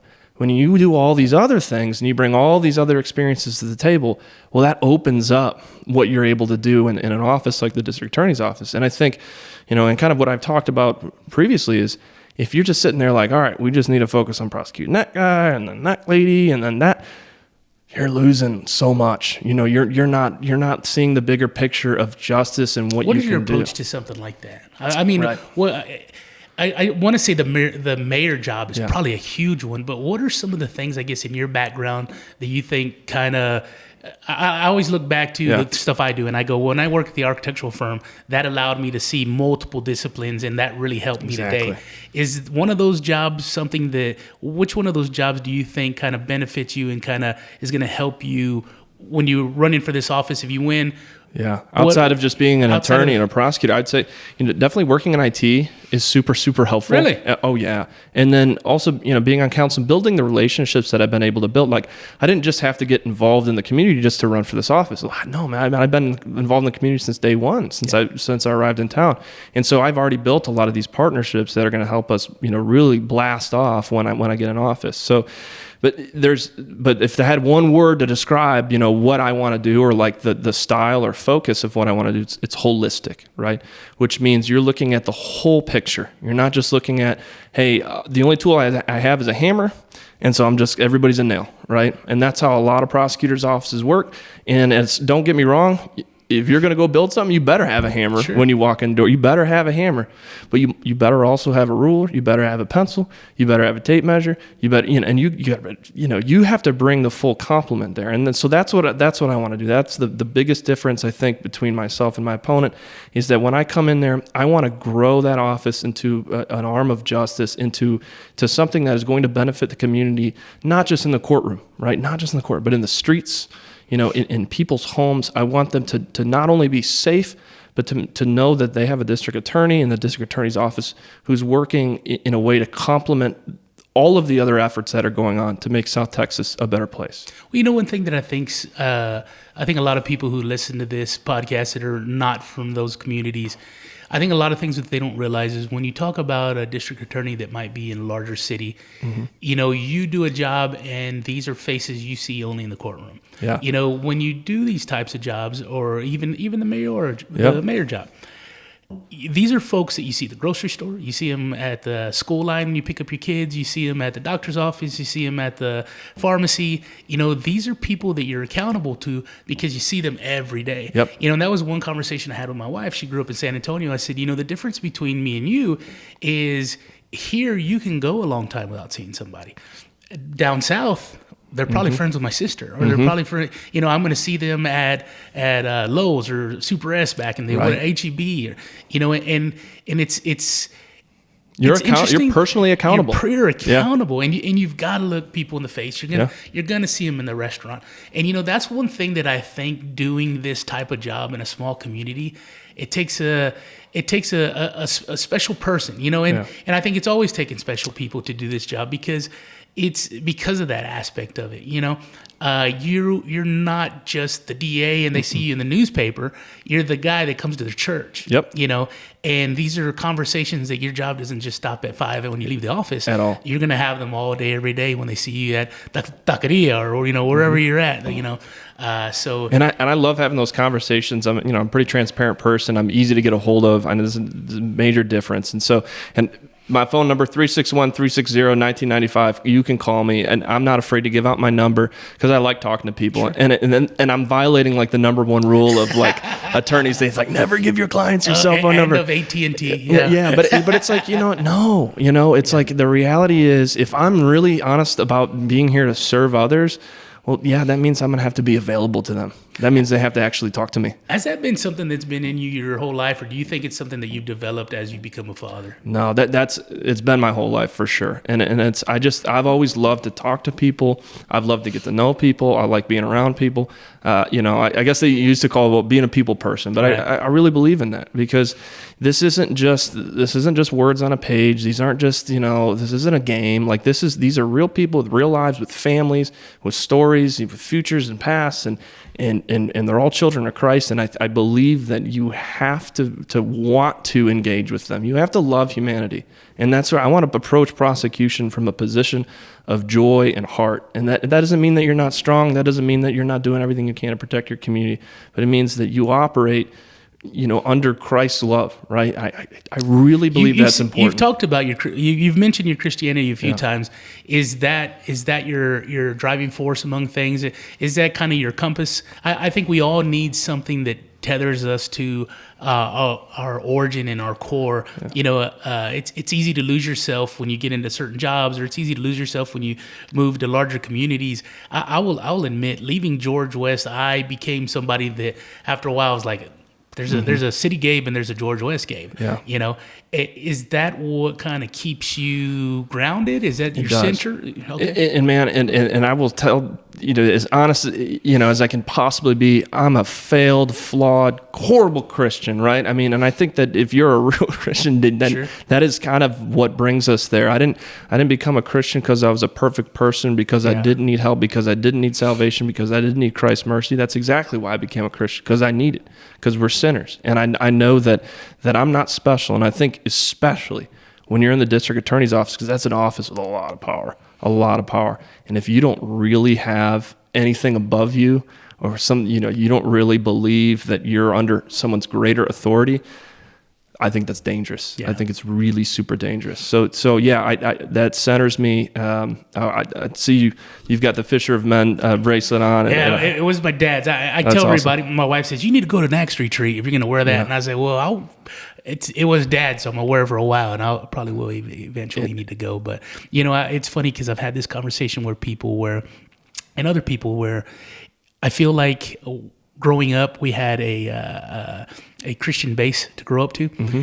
And it's weird because when you get older, and I don't know if it happened for you, and I didn't really deviate from it. I just wasn't as practiced as I was when I was younger. But I notice a lot of people I talk to, and they kind of deviate from Christianity or their base of religion, and they try and seek something to replace that. Fill that void. Yeah. And it's funny because sometimes it's sex, sometimes it's drugs, sometimes it's misbehaving. And the majority of the people that I talk to, they always end up coming back to their Christianity and their faith, because it's almost like they left it to find something else. But while they're looking for it, they find their way back to it because that's what they wanted all along. Yeah. So, and sometimes you don't know until you've gone all the way down. And it's unfortunate because that's not the right way to do it. But it's a story that plays itself out so many times in society, but also in the Bible, right? As God sends us tests, He sends us challenges. A lot of times we fail those challenges. A lot of times we fail those tests. But that doesn't mean, just like the prodigal son, doesn't mean He doesn't want us to return, right? And so I think that you always have to center yourself on that. I got to go to this Emmaus retreat. My friend kind of dragged me out there. What is that? It's a retreat. They have it's run through the Methodist Church, but it's non-denominational. Oh, gotcha. They have it at Camp Zephyr. And so I went last March, and I've been a Christian my whole life, and raised Christian and practiced Christian, went to church, but like you said, you kind of lose a little bit of that fire, man. And the way they describe it, in a way I would definitely describe it, it's like taking that log that's it wasn't the fire, but it's been kind of smoldering over there, and tossing it right back in the heart of the fire, and it just it was incredible. It was an incredible experience, and it was truly life-changing. Sometimes you need to be renewed in by just being around people that are pursuing the same thing, and when you get around that, it throws that log back in the fire, and it gets lit back up, man. But I very much, but in the district attorney context, in the prosecution context, right, my belief is this, we are the hands and feet of Christ, right? We have to do His work in His kingdom. Sometimes that work is really difficult. It's actually, frankly, always difficult. That's how it's set up to be. Mm-hmm. And the reality is we have to keep our communities safe. And sometimes that means doing really difficult things, like putting people in prison forever, Okay. And I've had to send quite a few people to prison forever. They'll never get out. And I'm not flippant about that. Sure. I don't take joy in it. I didn't go home and high five anyone. I go, man, that's horrible. And it had to be done. And it has to be done sometimes. Those are heavy decisions. But it's heavy. Yeah. And I don't take any joy in that. Yeah. But I also know on the other side of that, we can't just do that. Can't be it to being a prosecutor. We have to find out, what can we do to actually reduce and mitigate crime? Like, what can we do to bring God's kingdom to earth, to bring people back in alignment with his law, with our law, with, the laws of the state of Texas, of course, but to bring them back into Christian charity, into hard work, into discipline. And what do we do both, from a government side, because I understand there's separation of church and state, but what are we going to do as community leaders to work with all of these other dynamic partners to try to actually build the kind of community we want to live in? Right? We know that if we know the answer is not just putting as many people in prison as possible. The U.S. has the highest prison population per capita anywhere in the world, right? And do we still have tons of crime out there? Sure. Yeah, we do. So, that doesn't mean that, when people do things that are evil, that they're not punished. No, God calls for punishment. I mean, that is part of it. But at the same time, we know that we should be doing everything we can as Christians and as leaders to create the kind of communities that we can to stop people from even getting there, to stop the fall from happening. And so that's super important to me. What I want to do is I want to partner with schools, I want to partner with churches, I want to partner with hospitals, mental health providers, and private people like Bob who are running private nonprofits. You have to bring all these people to the table. You got to sit them down. You've got to build the partnerships, and you got to start to work your way to the place you want to be. It's not going to happen overnight, but if you don't do it, I know that nothing's going to get better, right? And that's a big, big difference. When you're voting for me, or like, why would you want to vote for Brian over somebody else? It's that I'm not just looking at it as, I've been a prosecutor my whole life. I'll be a prosecutor here. I'm going to bring all of those things, right? I have that tunnel vision there. I have that corridor and I have that experience, but I've got all these other things that I want to bring to the table. And I know that if we don't bring all the partners to the table, we're never going to live in the place that we want to. We're never going to have the type of community that we want to raise our kids in. There's a lot of work that needs to be done. We talked about the drug issues and things of that nature. One thing that I think is very interesting about, Bob's place is that it is where it's located. Mm-hmm. When I've talked to Bob before, drugs is huge down there. You just said that's the biggest source of crime down there and things affiliated with that. To me, having more resources in our rural communities is critical. I think, again, I think what Bob has going on is great, but Bob's one place, and there's a lot more going on down there than what Bob can handle. Yeah. And so I don't know what the answer is. I don't know. It's probably funding. I like the idea of what you just said by bringing the community together, because there's already entities down there that just need to work together. Yep. And when I think about it, I go, man, how do you get another Bob's recovery center down there? Or South Texas recovery down there? How do you get these different entities to come down there? And in talking to you and just listening, it makes sense that there's already things in place. Mm-hmm. They may specialize in individual things, but if we can get these entities to work together and provide resources, it's already there. It just needs to be organized. Right. So I love that idea, because in talking to you and talking about the different jobs you've had and talking about the DA's office and the mayor's office and all these other things, all these things are in place, or should be in place, to make the community better. Yeah. To make it a place that people want to stay. Nothing's compartmentalized. Mm-mm. It's like this spider web, and everything's connected. And when you pull on one end, it's going to pull on the other. And it's like it's the education, it's work, it's services. It's as simple as water. If you think that you're fighting crime without working on the economy, you're wrong. Right? If you think you're fighting crime without also trying to evaluate and increase mental health resources, you're wrong. Like, you cannot fight crime in a vacuum, because it's not going to work. Sure. It's been tried so many times. It's failed every single time it's tried. You have to bring everyone together to actually have lasting solutions. I was really a special victims primary focus prosecutor when I was in the DA's office, and I represented. What does it mean, special victims? So we worked on some of the most serious child abuse cases and horrible cases, and we had families that were torn apart and terrible things. We did not have enough resources for these people, right? And we didn't have even good victim coordination a lot of the time because we didn't have dedicated victims assistance coordinators that were doing the jobs that they needed to do because we didn't have a system set up. And so when we talk about in the office and I'm not going to get into what my opponent versus me, but my opponent has basically said that she's going to keep doing what she's doing, right? That she's going to keep doing the job she's been doing, and there's no real need for anything to change in the office. And I go, wow, man. I've looked at so many of these things. I worked in that office. There's so much that I see.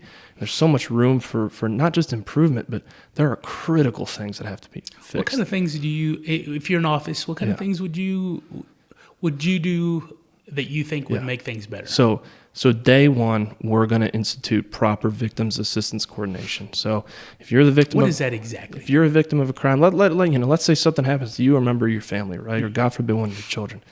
What do you want at a bare minimum?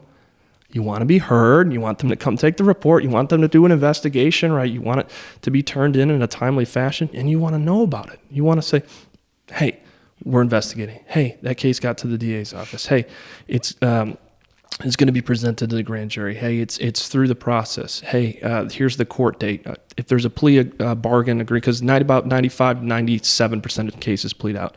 If there's a plea bargain agreement, here's what it is. So you're not. What do you think about it, right?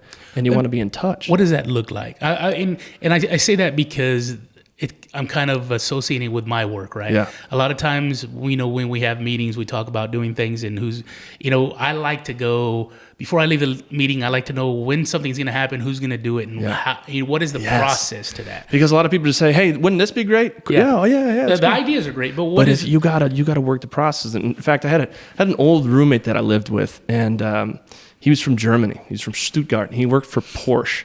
And I remember he was in America, and he was doing his work on a master's degree. And I said, David, what are you getting your master's degree in? And he says, efficiency engineering. And I was like, man, that's the most German thing I've ever heard. Efficiency. Well, what's funny though is I hear that and I go, well, what are you going to do to be efficient? Exactly. Like, how do you let somebody know? Is this more staff? Is it what is the process? But it's the process, and so he would design. But I mean, what are you? Exactly. No, I'm going to tell you exactly. Okay. But he would design these factory floors, and you'd see how a part would move from A to B to C, and how it would get attached to D, and so. But it was very specific, and so you have to create an efficient system, and so that starts with a full scale review. It's like, okay, how are we getting cases intaked from police? Right now, we have a super broken system for intake. Our officers hate it. They can't get cases in. There's no real electronic system set up. So part of this is technology, and so that's why I said that IT part of me is going to be super important, because we're going to have to bring in some new systems in order to get with the 21st century. Is there something like currently available that larger cities use? Or? Yeah. One big one is Odyssey. It's called, that's the name of the program, and it integrates all these different things, because again, nothing happens in a vacuum. So you got your DA's office, and our DA's office right now has almost no connection to our county attorney's office, even though some of the cases might have felony charges that go to the DA's office and misdemeanor charges that go to the county attorney's office. Those offices don't really talk, right? So that's a problem. And then we have the clerk's office. You got a district clerk, you got a county clerk, and then you got a district judge, and then you got a county judge, and now you have a multi-county court at law judge. And so you have all these different things that are playing together, and no one can see the information. How's it? Is it all manual, or is it all paperwork and folders? A lot of them, the DA's office, most of it is paper folders, burning a CD or burning a DVD. I mean, when's the last time you burned a DVD? It's been a while, but I used to be real good at it. Yeah, right. Yeah. And I mean, but it's like you go in there and they still got their burning DVDs, and it's like, what are we doing?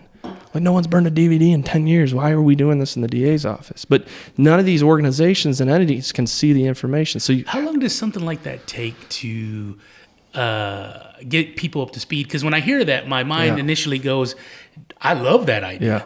But then I go, okay, now we've got additional funds, which to me isn't an issue, right? Because to me, it's kind of like, this is the thing with tax dollars, right? kind of goes back to what we said earlier. Yeah. You know, if it's going to something that's going to benefit things and make it better, let's do it. You know, so to me, it's kind of like, okay, the funding is going to have to happen, but now we've got to train people. Yes. How many, and I don't want to get crazy here. I don't want to make it sound like, hey, we're going to be firing people. Yeah. But let's say it takes 10 people to make this happen. Yeah. You know, under something that's done a little more efficiently with software, which I love software. Yeah. How many steps, how many people do you have to train to get something like that up and going? You have to train every single person. Every person. Yeah, every person has to be trained. And this is one of the biggest problems we got at our DA's office right now. Nobody gets trained. There's no, attorneys, it's also the staff. the police. It's the police. The county nobody's workers. getting trained. So, and it shows. And it's a big problem. We've got some great people, especially on staff in our DA's office. But unfortunately, like, you have to have a leader in there that's going to spend time with them, that's going to show them how these things work.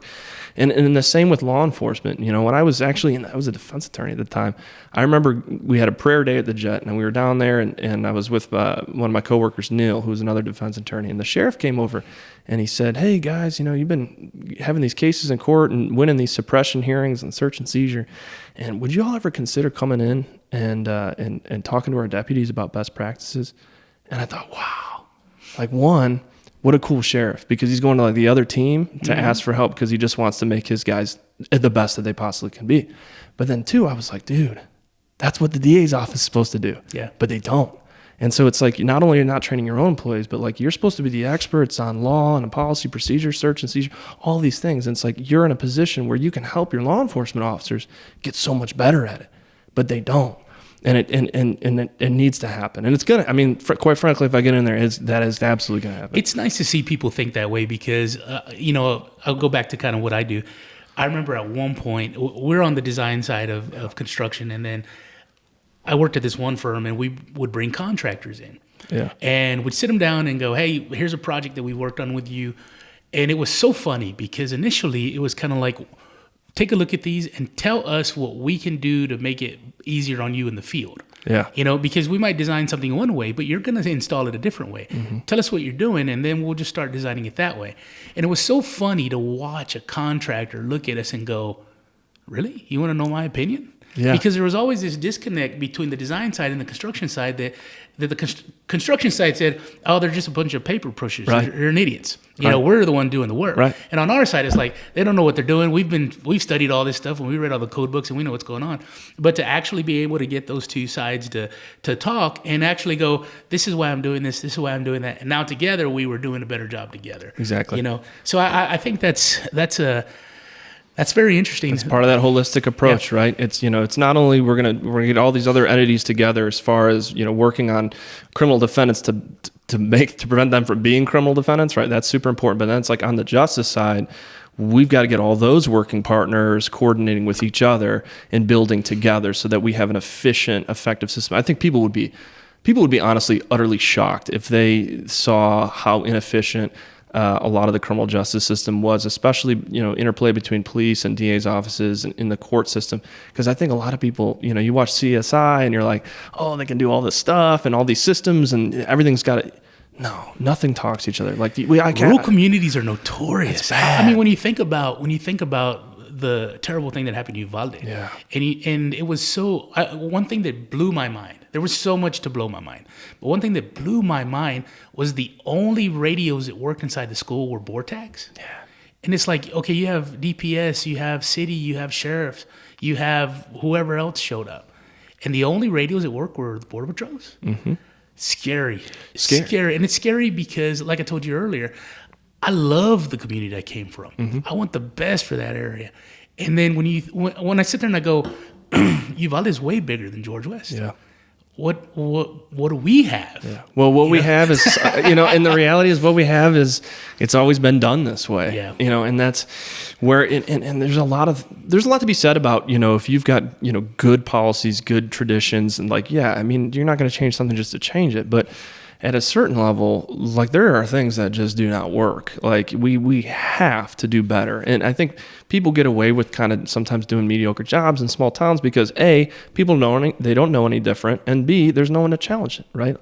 I'm going to tell you, like, this DA's race, I cannot tell you the last time we had a contested district attorney election. It's been a very, very long time. The reality is, whichever one of us wins may very well be the next district attorney for there's not anybody 20, running 30 on the years. Democrats. No, this is it. This is the election. So, February 20th, early voting starts, and March 5th is election day. That's it, man. This could be the whole shebang for decades, for a generation. So it's super important. We've got very different visions on what we want to do. I encourage people to, find out more, be informed, just be informed on both. Don't listen to a lot of the noise. There's a lot of crap out there, to be honest with you. This is the thing that I think hiccups the small communities. There's several, but like gossip. I grew up down there, and it's like if one person said something, it spread. It's vicious. And I say this for everybody in every aspect of everything. Think for yourself, ask questions, and go to the source. That's where a lot of people get lazy. I think we've grown up around a lot of lazy voters. Mm-hmm. I hate to say that, but I think it's true. Mm-hmm. And it's like it's so much easier for me to watch CNN or for me to talk to an aunt and go, okay, I know everything about this person. And it's like you literally give your phone number out if you have a question. Right, call me, text me. I mean, you literally can go to the source. That's to me. To me, there's a lot of obligation on you guys running, but there's a lot of obligations on the voter, and it's up to you to be informed. Mm-hmm. If you go into an election and you're uninformed, that's your fault. Yep. Especially when the guy gives his phone number. So. Yeah, and I encourage people to call me. I mean, I'm serious about that, and it is very important to me. And elections are crazy. And I remember before we announced in this campaign, my wife and I called her in, and we sat and we prayed together, and just God, for put a hedge of protection around our family, because we know that political campaigns, the more and more we get into this modern world, the more and more they're disgusting at a lot of levels. And so I said, honey, okay, I want you to know this is going to be a difficult campaign. And I said, here we are. I think it was like July. And I said, it's July, and whatever day this is, has anyone accused me of being a criminal? No. Has anyone accused me of running around you? No. Has anyone accused me of being bad at my job or being a bad attorney? No. Has anyone accused me of not doing a good job as a city councilman? No. I was like, okay, you watch, because we're going to push this button and we're going to go live on this campaign. And so you're going to see, I guarantee it, you are going to see some disgusting things happen as soon as we get involved in a political campaign. And it stinks. And it's a horrible part of, the democratic process. I understand some part of that, almost has to exist at some level. But it's not fun as a political opponent or in a political campaign or being a candidate. And it's not certainly not me. It's every person who runs for office. And this is one of the hardest things about running for office. It's not actually having to go out and win votes and do the job. I mean, that's why we're running, because we love it. We're passionate about it. We want to do that job. I think that applies for my opponent as well. But when you enter the arena, you're entering an arena, and you're going to get hit. Yeah. You're not going to come out without a couple of bruises and a black eye. And that's just the reality of our political game. But there's been some things go on, namely back home, past few years, and I don't understand them in particulars. But I've talked to my mom about it. She works down there, and she goes, it was so weird to see people that I grew up with, people that I was friends with, people that we've always gotten along well. She says, and all of a sudden they picked a side of politics, and they couldn't stand each other. Yeah. She goes, and they were even ugly to me. And I was like, she said, my mom keeps things super simple. And a lot of times she's like, I would tell these people, why are you talking to me like this? We grew up together. And I think ultimately when politics get ugly or things get ugly or people get gossipy, one thing that I think people need to understand is, between you and your opponent, you both just want what's best for that area. Right. And I think when people sit there and they go, okay, I understand that both of their intentions are pure. Mm-hmm. They want what's best for the area. What's the difference? And to me, that's when the obligation goes on the voter. Right. You've got to know who you're voting for and what do you want. I've told people before, because especially nowadays, we talked a little bit about national politics, and it's funny because I tell everybody there's no perfect candidate. No. You have to find the one that works for you, and then hold them accountable. Mm-hmm. You can't go, hey, my person won, and now I can just ignore and go about my daily life. No, when your person wins, it's even more important that you pay attention. Now it's time to do the work. It's time to do the work. Yeah. You know, and that's this whole thing with you, with your opponent. To me, like I said earlier, I want the voter to have the information. Yeah. I want them to be able to go, you know what? I find this person to be more in line with this person than that person, and then make an informative vote. Let me ask you one more thing before we wrap it up. I wanted to ask you a little bit about the drug issue, but I think that you answered that pretty well with the community, getting everybody involved. Yeah. We talked a little bit about some changes you would make, and I think a lot of those sound in-house. Mm-hmm. Joe Blow voter votes for you. You get elected.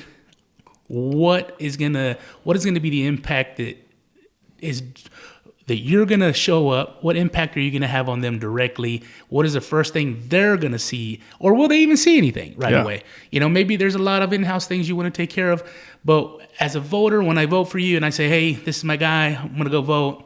You show up. What am I going to see initially? So what you should see, hopefully very quickly, is a completely different dynamic in how you're able to interact with that office. Right now, everything's locked down, closed down. Very few people are going to talk to you. Good luck getting in touch with someone. Good luck calling someone. Good luck getting a call back, email back. So that's going to change, right? We're going to be far more transparent. We're going to engage with our community. We're going to have that information available to them. And we're going to change on the technology side. And again, that applies to all the working partners. I want it to be easy. You know, if you have a question, whether you're a criminal defendant, whether you're a victim, whether you're just an interested party, I want you to be able to go and type in the web address and pull up the case search, and you can see the case, and you can see the docket report, and you can see all that information for yourself. Because that saves time on staff, right? Because if you can access that as a member of the public, then you don't have to place a phone call or go down to an office to try to find out that information. So I think the first thing you're going to see as Joe Blow voter is you're going to be able to have a far more transparent justice system in district attorney's office. And then the second part of that is you're going to see the district attorney's office involved in things that you've never seen them involved in before, right? Right now, our DA's office, you're not going to see them at any community events, right? You're not going to see them with a booth set up. You're not going to see them working with anyone else, right? And so that's going to change.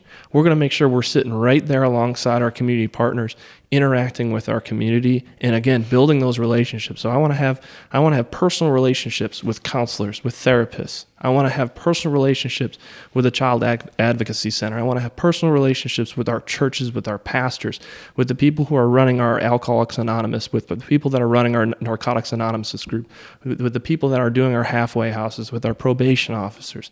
I want to make sure that they know that the DA's office is engaged, and I want our prosecutors to understand all of these other working professionals in the field, and to think of some ones that they might not have met before. Because like I said, if the only tool you bring is a hammer, you got a problem.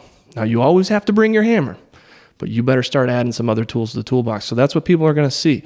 They're going to see, okay, this district attorney's office is a little bit different.